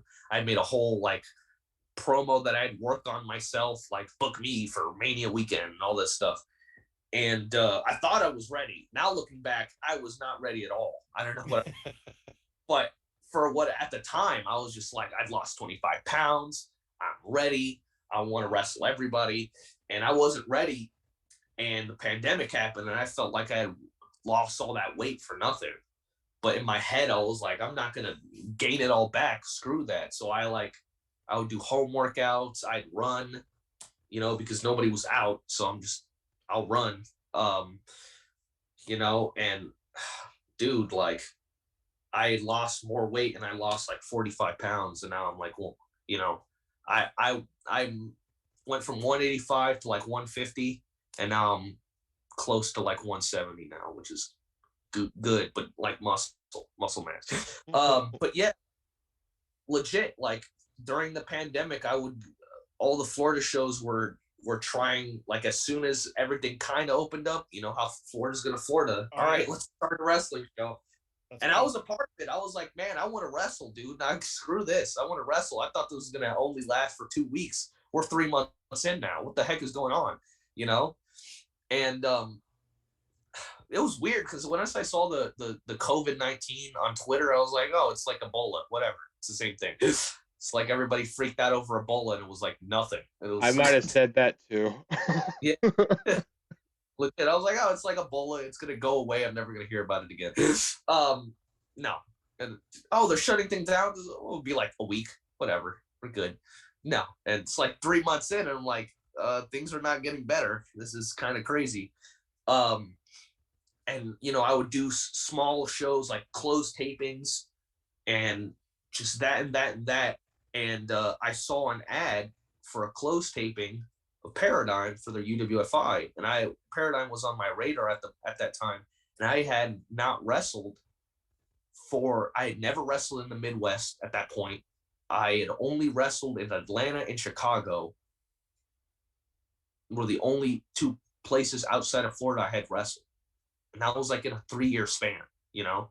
So I did that, and I sent my resume in. I sent, you know, my, basically my credentials of me being an amateur wrestler and boxer. And they were like, cool. All right. You're selected. And I was like, I am?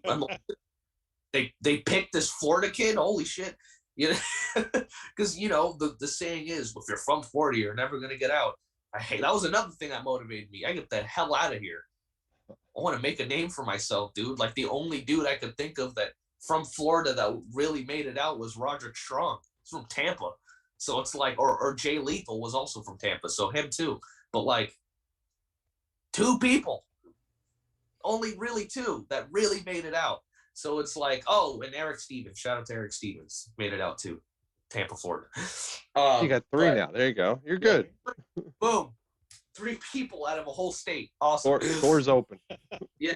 But like, you know, it was rough. So I was like, wow, I'm selected. And I looked at my bank account, And I was like, man, I'm broke, but I'm going to make it to this. It's the last thing I do. So I found a way to get money for it, and I paid for my own flight, and I flew out there, COVID era, mask on. It was very, very, crazy. And yeah, I said this earlier, I wrestled Matthew Justice, but like, that was it. If you want to see like the first match where I had any like notoriety in, was that match with Matthew Justice, and like I think it was like episode 1 of UWFI Contender Series season 1. It's crazy. It feels like so long ago. But that was like, dude, that was like October of 2020. That feels like 10 years ago. Jesus Christ. Then I got to do off of that. I got a little bit of notoriety. Like people actually were like, "Oh, who's this Robert Martyr dude?" And it was like so cool. I was like, "Holy shit!" Because like my goal of mine, I would write it down. My goal was like, I want to be on IWTV. That was a goal of mine, and now it's like not even in my head because I'm only exclusively wrestling on IWTV. Always on IWTV, yeah. Always, like, not even a year ago, like I was like, man, I want to get on IWTV. That's such a big goal of mine. Get on IWTV. It's crazy, right? Yeah. How happened in a year because of just something that you think is wrong or something that you think is bad, and then it just turns out to be a big thing. Like you could think of so many people like it during the pandemic era too. Like Game Changer had like a whole new crop of people come in because of the pandemic. Because you had in 2018 and 2019, you had your core group of guys, and then in the pandemic, you had nobody knew who Lee Moriarty was, and like during that time, I had heard about him because he wrestled Alex Shelley like twice in AIW.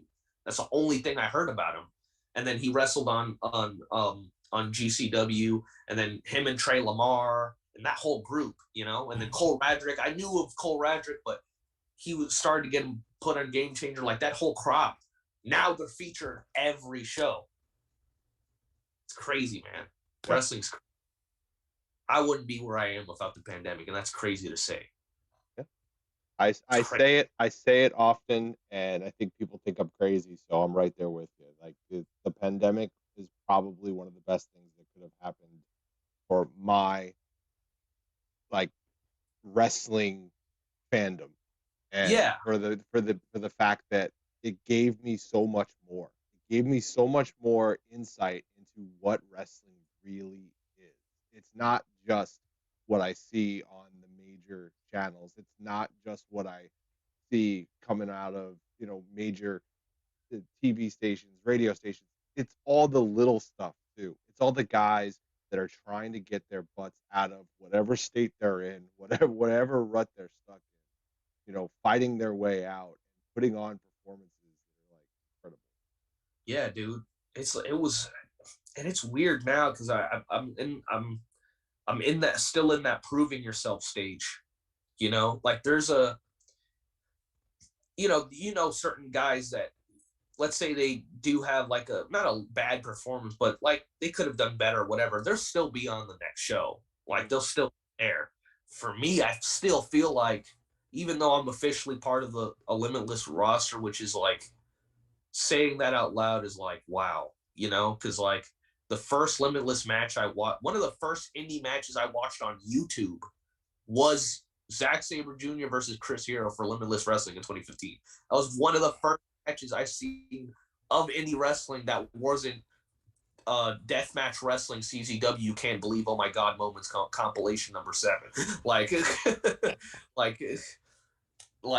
that was like one of the first full matches, and then I saw Jonathan Gresham wrestle MJF on YouTube for Limitless, and I was like, man, I got to do this. So now to say I'm on the roster is like insane to me, but I have roster spots, but I still feel like if I don't deliver, that might be it. You might again for this place or that place. So it's like, and I kind of like that. Every match is sink or swim, man. Every match. I'm going to retire tomorrow. Yep. I like that. And it's like, I feel it, but I feel like I deliver, Like I was so nervous against my match with Kevin Blackwood, man. So nervous. I was like, am I really here right now? Am I really? I wrestled my match on my 20th birthday. That was my 20th birthday when I wrestled him. And in the span of 3 months, I'm wrestling JD Drake. Span of 3 months.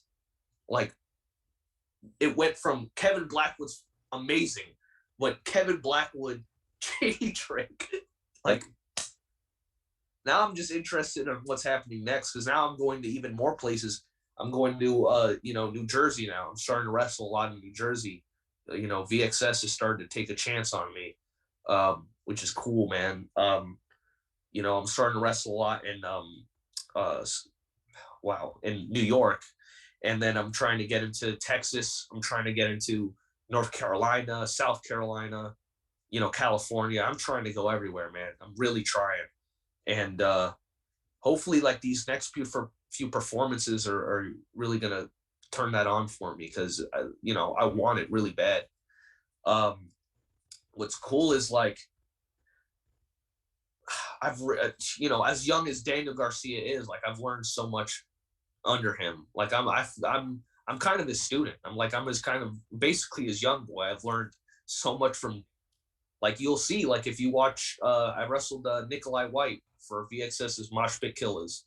He's a local New York, New Jersey wrestler. He's great. And, Daniel Garcia was in my corner. I was cornering Dan for his match against AJ Gray at the Collective last year. And, or this year, sorry. And then I, actually at GCW's Fight Forever, which I was on, in a last-minute replacement match in a scramble when it was 18 degrees inside. It was cold, and it was a 24-hour show, and I had been awake for 16 at that point.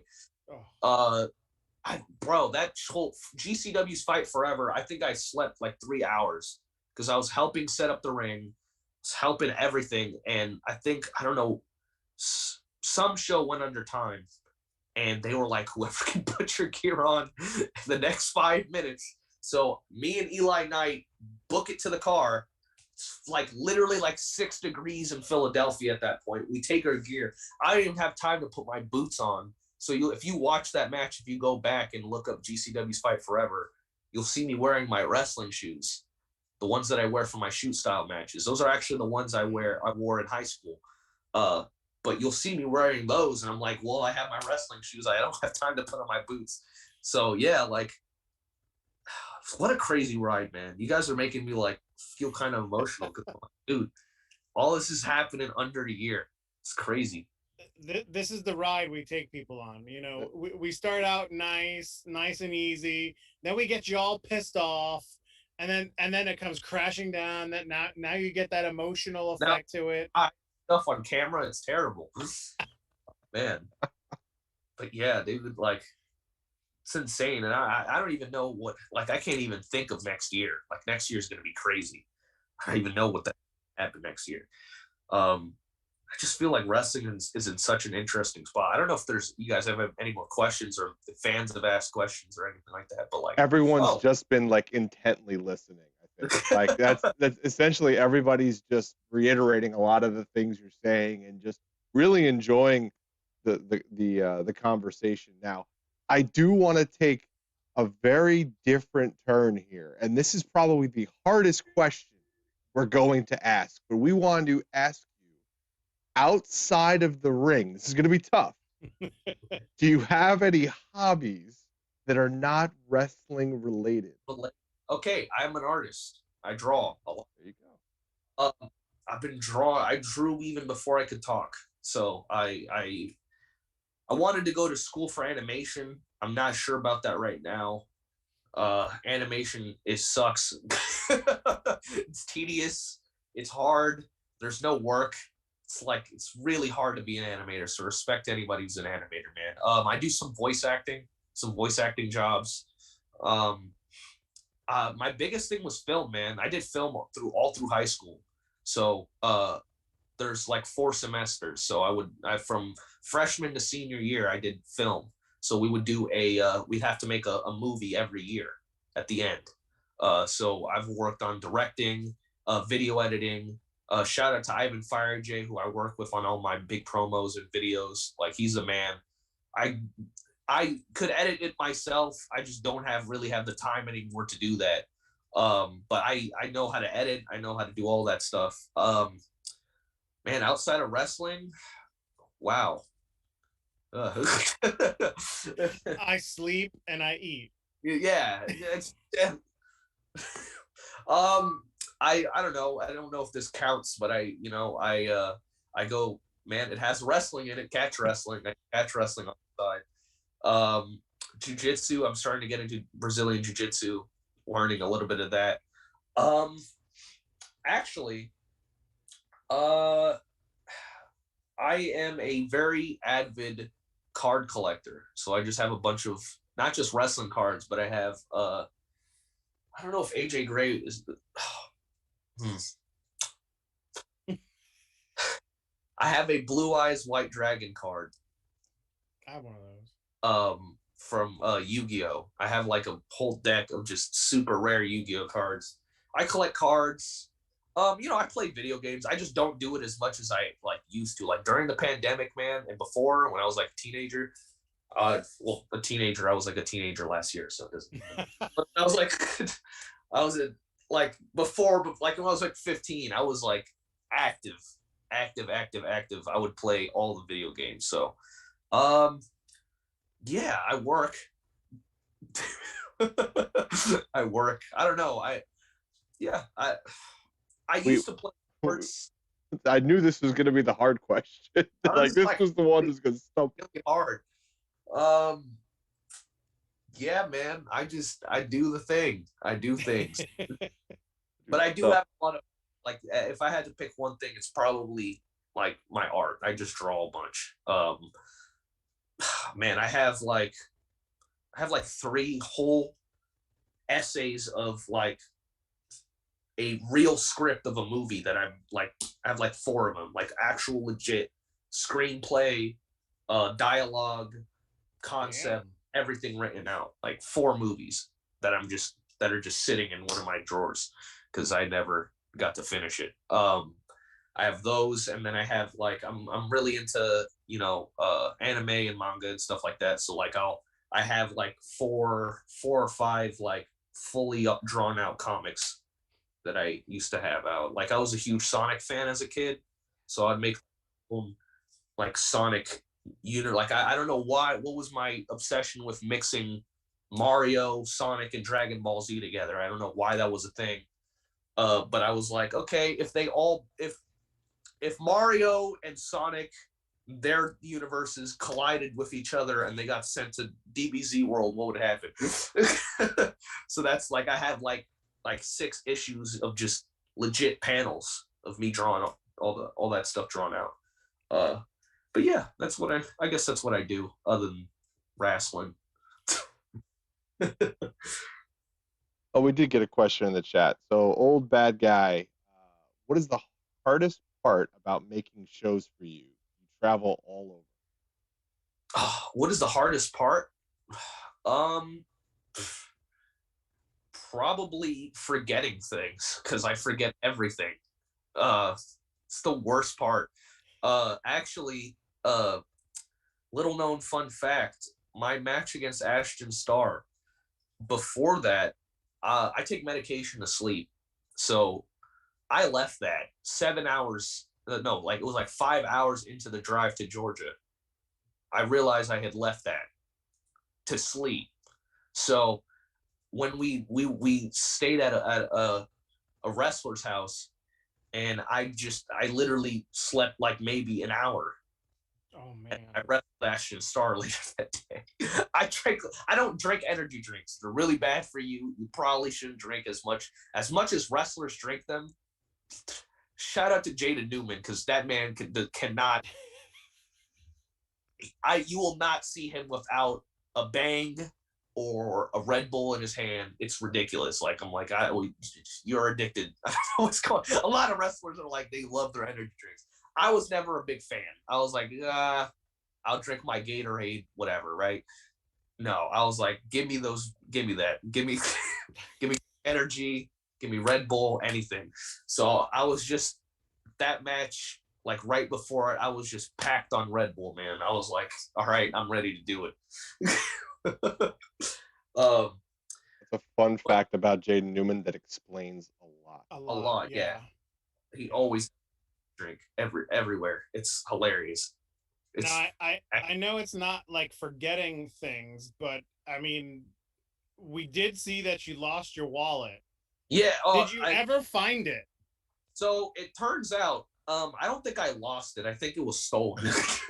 Oh, Damn. Yeah, because what had happened was I had wrestled Brogan Finley, and then after that I had a 4 a.m. flight to Limitless to wrestle Alec the next day. So, you know, again, I take medication to sleep, so I'm like a zombie just trying to make sure I get on this flight and I make it on time. And I wrestle, I go home, I make my merch money, all that stuff. I fly on the flight back. I land. I am genuinely a zombie. I have not slept at all. I get in the Uber and I realize as soon as I get home, I left my wallet. I know I left in my wallet. And here's the thing. You can call the Uber, you can call help or whatever, and you can talk to the guy, pay him to drive back to give you your wallet. This is not far from me. So I call him immediately, and he's like, I'm like, hey man, left my wallet. It's got this on it. Do you see it? He's like, no, I don't see it. Because like he was like, yeah, let me check. Yeah, I don't see it. I was like, that was really quick of a check. It was very fast. That was like almost fast to like. He literally was like, okay, let me check. Can't see. I don't see it. I'm like, can you look a little bit more? Like, no. So either but he also mentioned that, you know, he did have other people in the Uber, you know, there. So I'm like, either dude's lying to my face and he took the money, or somebody, you know, that was one of his dispatchers saw him, they took it. Yeah. So either one, the rate I was paid and my merch money, all gone. Everything I made was gone. And my cards, my license, my vaccination card was in there, and I'm still waiting. I have to wait 8 weeks to get my new vaccination card. It is bullshit. Wow. Dude. And the only way I have proof is that I took a picture of my vaccination cards. Thank God. But I actually need to physically have it, you know, to, you know, people know I'm vaccinated. But it's frustrating. I'm like, dude, you didn't check at all. You just like, imagine you're asking for your wallet. Dude you can hear him just be like, okay, let me check. No, I don't see it. And you're like, do you mind checking a little bit more? He's like, I don't know, man. I got to go. All this stuff. And I'm like, he has my wallet. I know he has my wallet. So I'm like, I can't do anything. I can't find him. I don't know where he is. It's gone. It's done. But I appreciate everybody who sent money. I had to tell people to stop sending money because I was like, dude, I had reached way past what I was originally missing. So you know, I don't want to take people's money like that and just be like, let me make more money. No, but for the extra money I did, I felt bad for keeping it, so I just helped my mom pay her light bill with it. So that's it. Awesome. Nice. Yeah. So I was just like, I could spend it on more gear and memorabilia, but my mom, here's light bill money. Jesus Christ. And to that fucking Uber guy, if he did take it, wait till that receipt comes back to you, bro. Dude, wait till that comes back to you. How do you feel having my ugly ass, you know, ID card picture with you now? Give him back his COVID card. Yeah. Damn. That's Send all I back cared. the COVID card. Oh, and I had a Wendy's gift card I just bought. I was so mad. That sucks. I was the one. I was more mad about that than the money. I was like, I had $40 in that, dude. You know how much I could get with $40 worth of Wendy's? Oh man, the Frosty, dude. The Frosty. Wendy's Twitter. You like wrestling? Hook Robert up. Come on, dude. Yeah. Come on, guys. Come on. Listen, Little If Caesars. you're in the chat, go tweet out at Wendy's right now. He lost $40. Little Caesars, Dairy Queen, hit my ass up. I love y'all.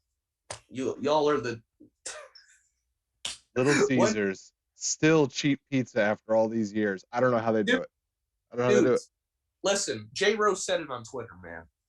When you grew up where I was from, okay, New York style pizza was accessible, but it was like $20.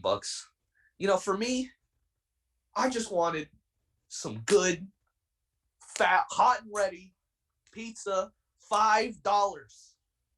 I could go down, walk past my local bodega. Little Caesars right there. $5. We could feed a whole fucking village with that. Bam.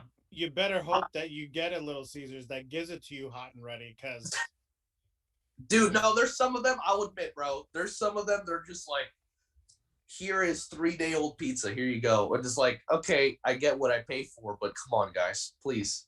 Yeah. At least throw it in the microwave. Yeah. Come on. I'm like, dude, come on. Like, but dude, here's the thing, bro, is there's days where I'm like, this sucks. And then there are times where they make it right and fresh, and I'm like, this is the best pizza I've ever had. So it always keeps coming back. So it's like it's like a monopoly. I don't know. It's like, I'm trying to think. There was always do you guys remember having those cereal boxes and like there would be a toy in it?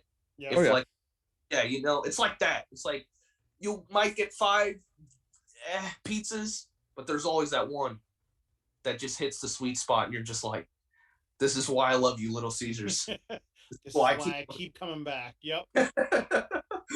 Exactly. Perfect. Yeah, man. I don't know. I've always had a pizza addiction. I've tried. I'm trying to bulk, so I don't care. I'm giving myself some slack. Lots of pizza. You got all the food groups in pizza. You're good. All the food groups are there. It's salmon, chicken. You know, I work at an outlet now, so like I'll go to the food court on my break and eat some Chinese food. And you know, dude, some of the Chinese food there is great, man. They have like damn, I'm trying to think. They have orange kitchen. Orange man, and yeah, there's another type of not teriyaki. It's something similar to teriyaki. General Tso's. The General Tso's chicken. Something like that, and then I'll have sesame chicken. Yeah, and then I'll have like sweet plantains. That and rice. It's good, bro. And then my home Spanish food for the soul, man. I don't know. Listen, growing up, it's weird. I saw a meme on Twitter the other day, like, I saw a meme on Twitter that said, fancy, like, rich people food is like terrible compared to, like, you know, food that with, like, if you notice, like, I'd rather have $5 Little Caesars than like go to like this top of the line restaurant that'll give me like 2 pieces of salad and like a bacon and then make it look nice, you know. Poor people food is good, dude. It's like, it's good. But yeah. Oh, we got another one in the chat. Oh, same person. Old bad guy just hanging out. What is the worst part of wrestling to you that is not the pain? That is not the pain. I would say the travel, but I like the travel. The travel's fun. But the worst part of wrestling, probably just the politics, man. It's the politics. Luckily for me, I'm at a position now where I don't have to deal with it as much because it's weird. I always thought as a trainee, it'd get worse the higher you went, but it's actually gotten better. Like locally, it's terrible, dude. Like people are arguing on Facebook about just the dumbest shit. I'm just like, none of this matters at all, but you're wrapped up in that world where it's like the Florida wrestling scene. It's like, it's terrible. And just being around that, I want to say, I'll answer this question.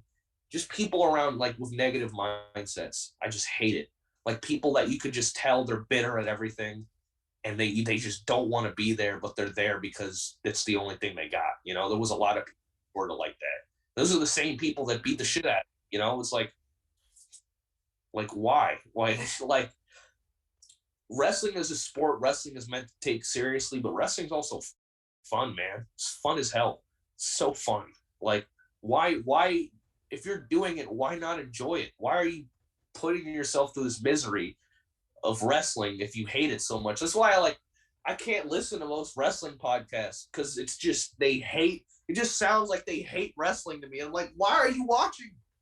Why are you putting yourself through 3 hours of Raw when you know you're not going to like it and you know they're not going to change for you? Why do you keep reviewing it? It's like it's like watching a TV show and you hate every single actor and you hate the writers and you just hate the show in general. You're like, this is a terrible show, but I'm going to watch every episode and every season and review it to tell you how much I want it to change and what it could have done better, even though I am not there and they will never change for me. It's like I get criticism, but it's like, guys, man, just watch something else, dude. Yeah. It's not 1995 anymore. You don't only have WCW and WWE. You have so many other options. Don't watch Raw then. Just don't watch Raw. It's that simple. Don't watch Raw. It's not going to change. There's something for everybody out there. Dude, wrestling is a smoothie. There are so many flavors. So many flavors of wrestling. And I love them all. I love wrestling. There might be styles or things I don't agree with, or not that I don't agree with, or they're just not my taste. But that's why it's there. It's there for other people. It's not there for me. What's the best thing about it? Where can you find anything like wrestling? Nowhere. I don't think there's literally anything you could compare wrestling to. You could, and if you're looking at it the sport aspect, of course UFC and stuff like that, but still, where are you going to get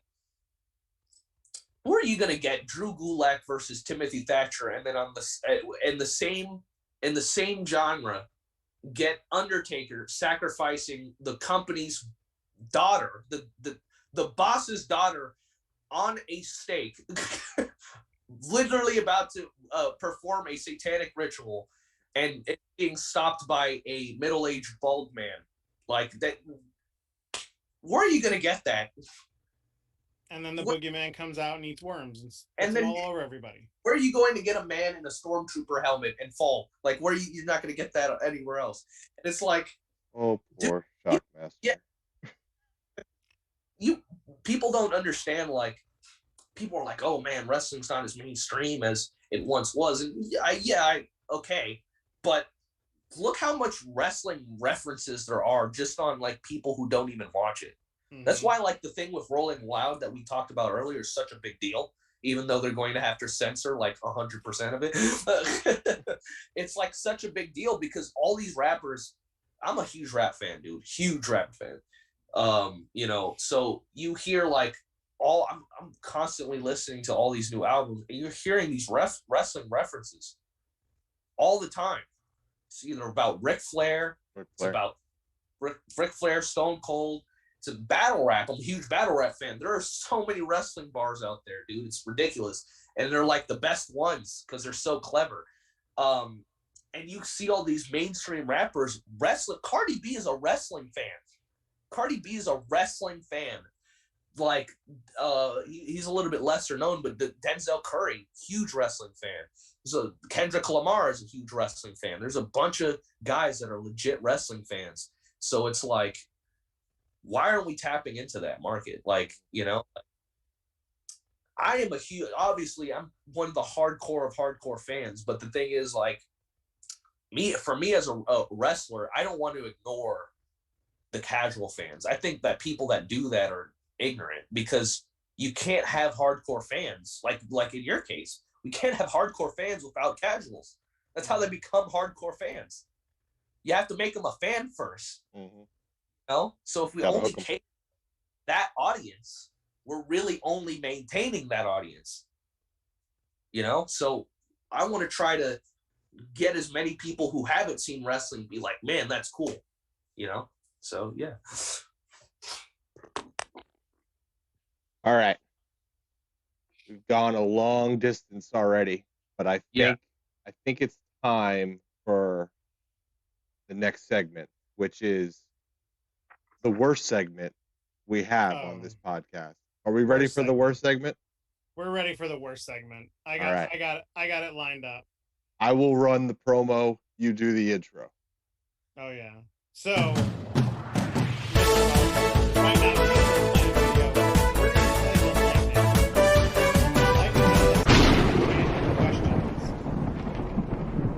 they're stupid shit, but I want to know the first thing that hits your head. All right. That's what's coming out of your mouth. All right. When we go through these questions. Gotcha. So I think the video is just about up. It's up. I hope it's off. Everybody, the lightning round, as always, 10 questions, as fast as we can. Mr. Robert Martyr, are you ready, sir? Let's get it. Let's go. Here we go. If you could wrestle any historical figure, who would it be and why? Benjamin Franklin. Why not? I love it. I love it. I don't know. I feel like he'd be a hoss, dude.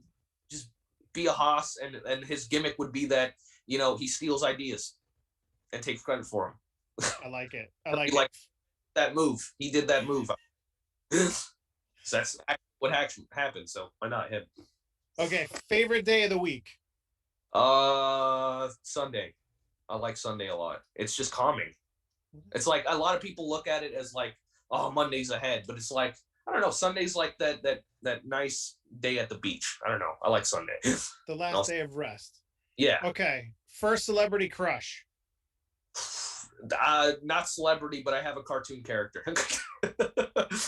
She-Go from Kim Possible. I was a huge, like, I was in love with that woman.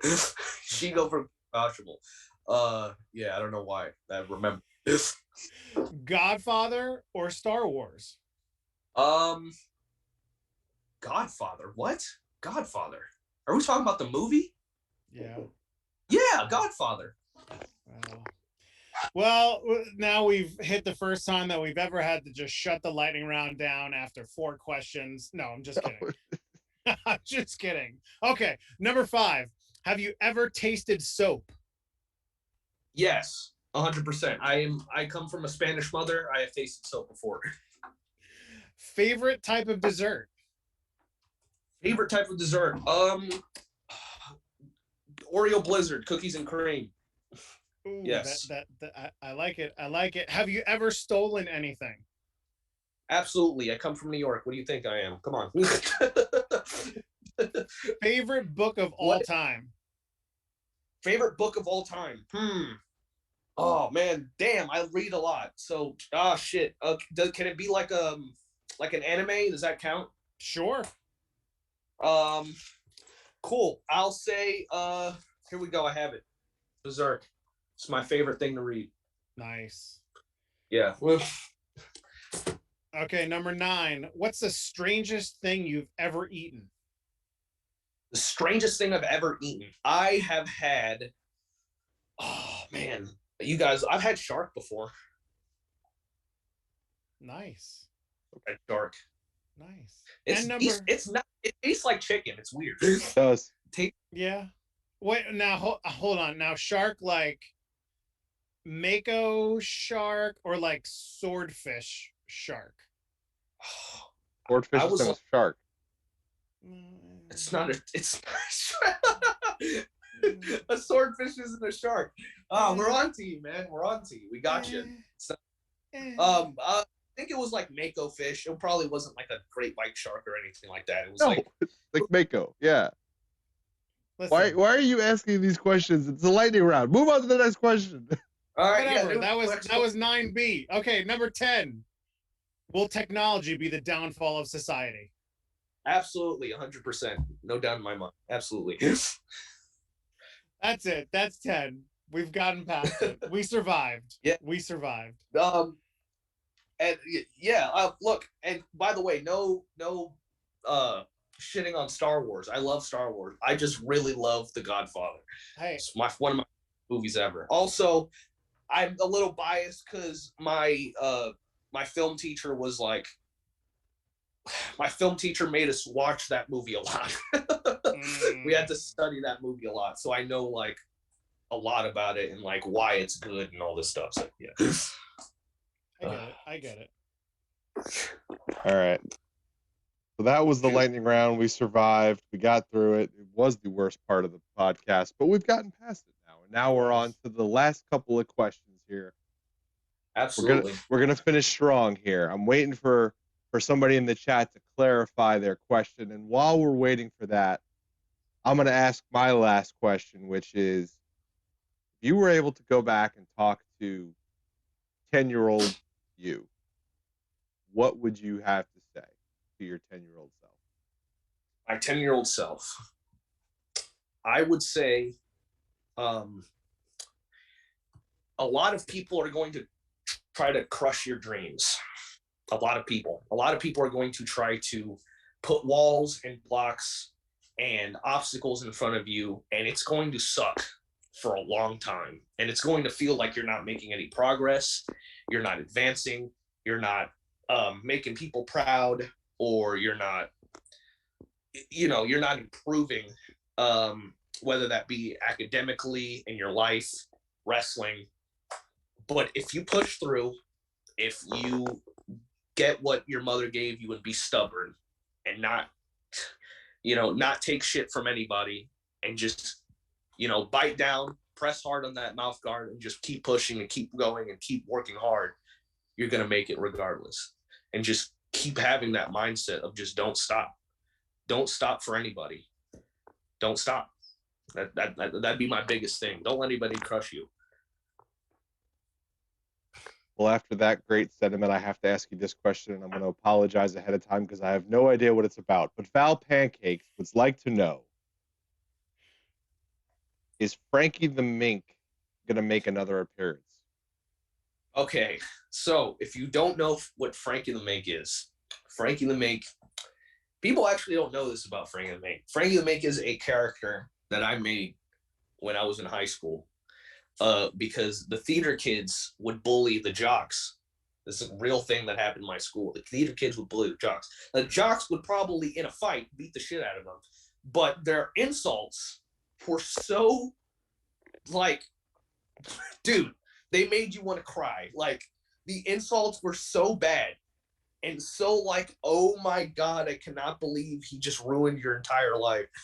That none of the jocks wanted to mess with him. I'm not a jock, but I still was on the wrestling team. So it's like, I was kind of like by association, but I did like doing film and stuff like that. So I was kind of like a mix of both. So I made this character off of Godfather called Frankie the Mink, who's like a stooge. He's like a stooge of the Don. He's like, oh, my name's Frankie the Mink.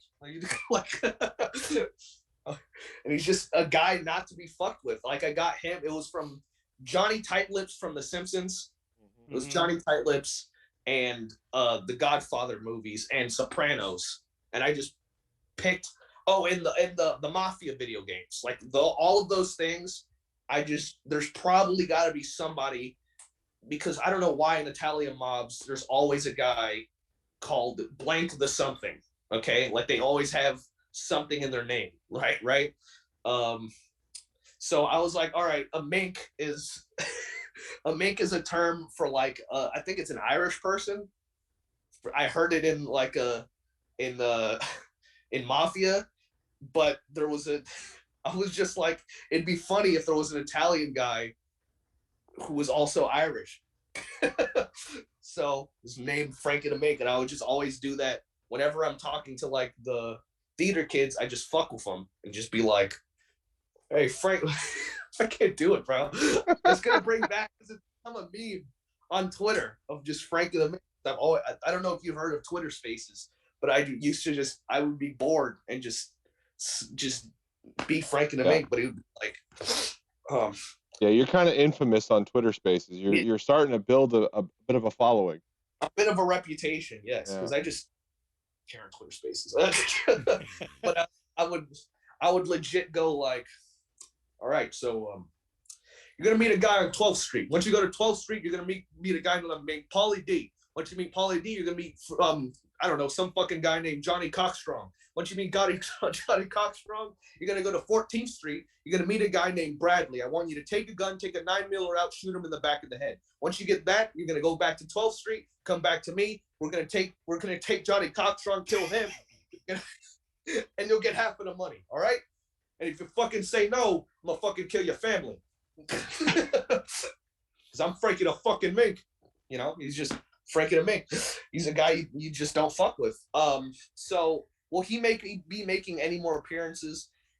We'll see. Because if I let Frankie out too much, it gets bad. And then like there was a point where people were like tagging me saying bring Frankie the Mink. And it was like, Frankie the Mink is not going to get more over than Robert Martyr. Fuck that.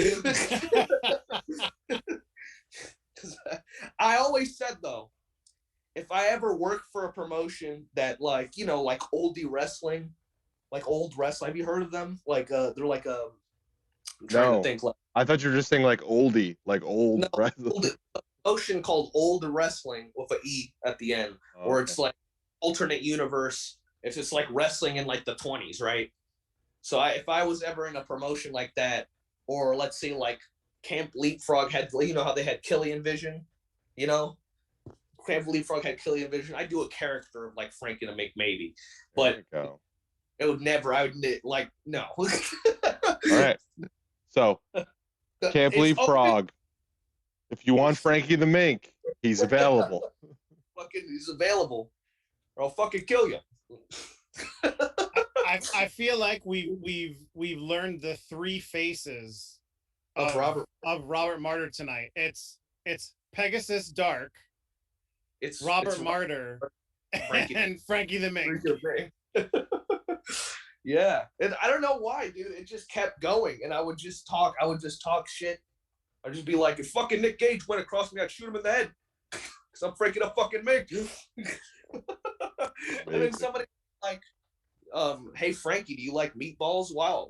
And I'll just come up with a fucking stupid reply like, I'll meatball your wife.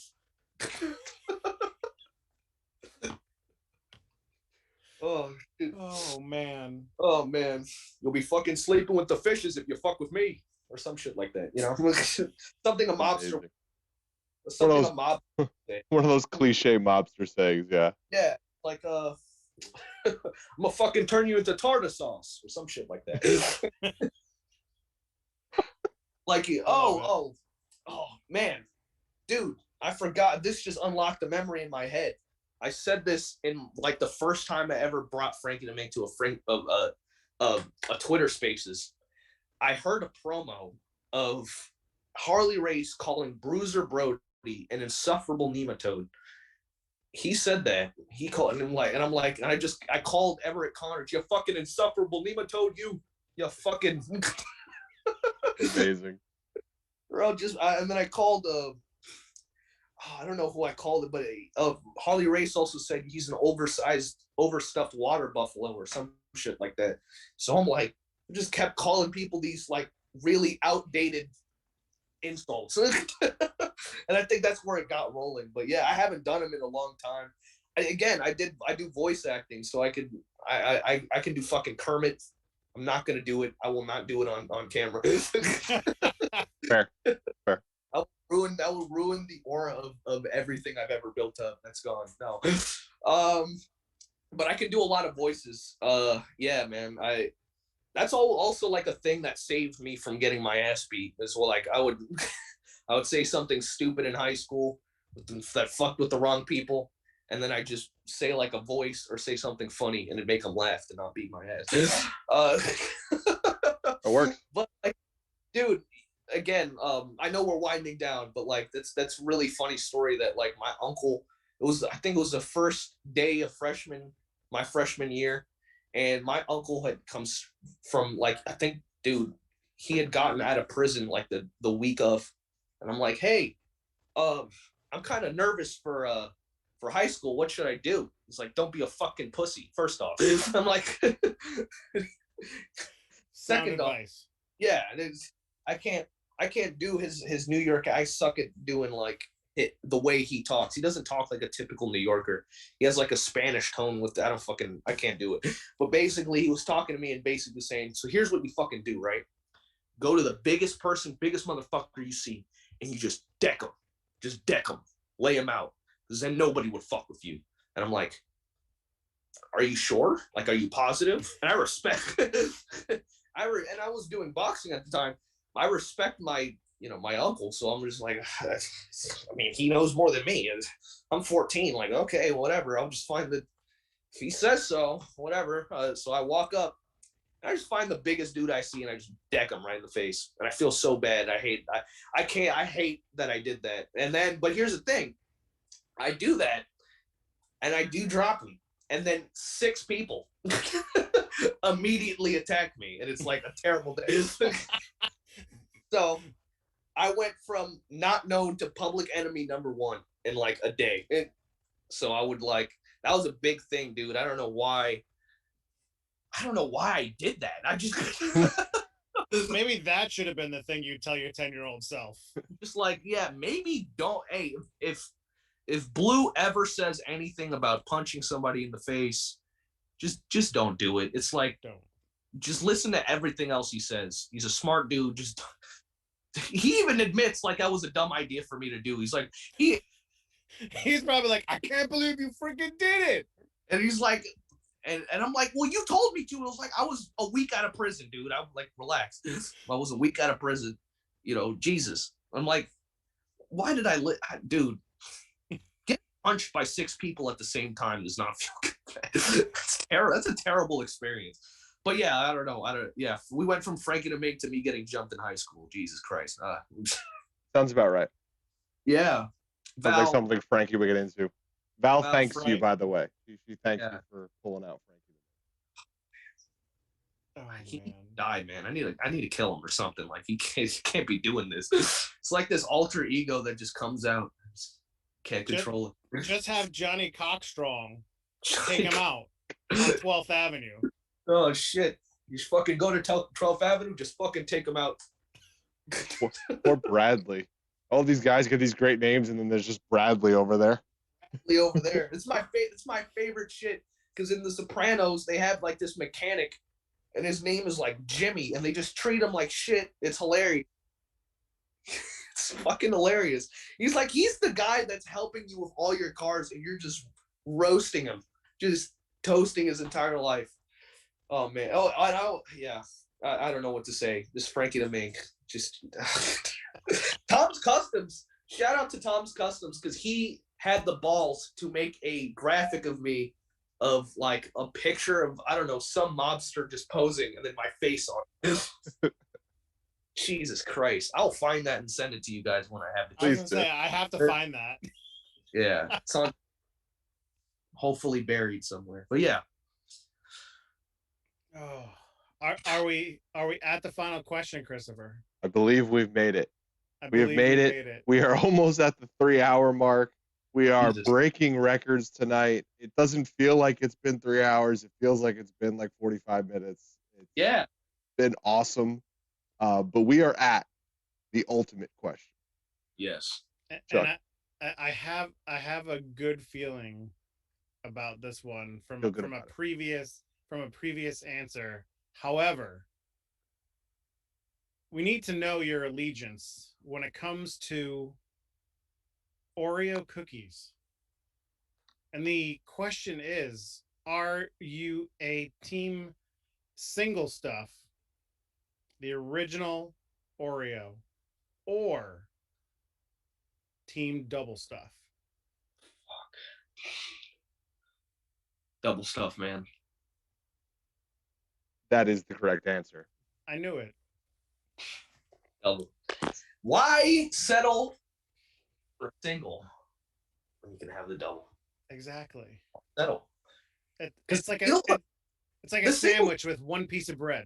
Yeah. Can't do it. The single isn't bad. it's just, it feels incomplete to me. It's not like finished. It feels like an unfinished Oreo, and it feels like a half a snack. I need my double stuff. I'm sorry, man. You know, it just sucks because like I like eating the normal size, but I like the bites, and they don't have double stuffed bites. That would be a great idea. Double stuffed bites would be sick. I like it. Christopher, Oreo. write it down. Write it down. Tag Oreo too on Twitter. So. I want the patent for it. Team Double Hydrox. Old bad guy, get out of here with a Team Hydrox. Oh, God. Yeah. No. Well, Robert, no. definitely the right answer. Definitely thank you for the fun tonight. Where can everybody find you? All those social media spots, all those wrestling events coming up that you're booking yourself on. Where can we find Robert Martyr? Yeah. As far as social media, you can find me on Instagram at Death2Martyr, and the 2 is TO.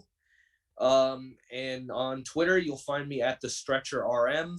I know some people decide that the end of the R with the M, it's 2 R's. It's 2 R's, guys. Please don't forget. It's 2 R's, because I'm a civilized human being, and I don't make that. And look, if you are an old whippersnapper like myself, you can find me on Facebook, but don't go to my Facebook. Don't go to my Facebook. Don't go to Facebook. But yeah, as far as upcoming matches, August 7th, we have SCI, and August 13th, me and Ashton Starr, the rematch. Then we have August 28th, we have the Woodstock, MV Young's Woodstock. I will be on Polyam Cult Party against Jordan Blade. You'll see me against Jordan Blade for Polyam Cult Party. And I'm also on probably all the other shows. They just haven't been announced yet. So if you see the Woodstock show, I'm on that whole card. And then August 20th through the 21st, GSW, me versus Jacob Fatu, biggest match of my career. And then the next day I have something big as well. But yeah, both those days catch me on GSW, Global Syndicate Wrestling. But yeah, that's everything, guys. Awesome. Again, really appreciate you coming on. Really appreciate you spending this much time with us tonight. We're really looking forward to this one. Really enjoying all your stuff. Can't wait to see what's next. Can't wait to see you at Futures. Can't wait to see you at Action again. I'll definitely be at both of those events. I'll even bring Chuck with me to Futures. Yeah, so we'll have full crew. Podcast I've ever done, for sure. Hands down. Hey, we are here for everybody else. We hope to lift everybody else up and bring everybody to the masses. I mean, that's our goal. So absolutely, we appreciate everybody. For those watching and hanging out tonight, we appreciate you. We did drop Logan Creed today, very nonchalantly. Logan Creed is our new comic collab. Go support. Bert Vixen is still available. There's still cards out there. I got stuff hanging up behind me. There's stuff everywhere. I'm wearing a shirt. Chuck's wearing a shirt. Huge Go comic support. Yeah, Logan Creed is awesome, dude. Monster too. I literally look up to him like that. It's a big dude. Hi, Logan. How you doing? Good to see you again. It's kind of fitting that he picked Thanos. Yeah. Makes sense. And next Wednesday, we're just gonna say it. Next Wednesday we got Jaden Newman. Newman. He's back. He's back. Can you ask him, just for me?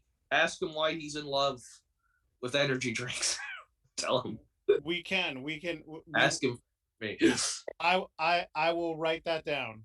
Yes. What is up with your obsession with energy drinks?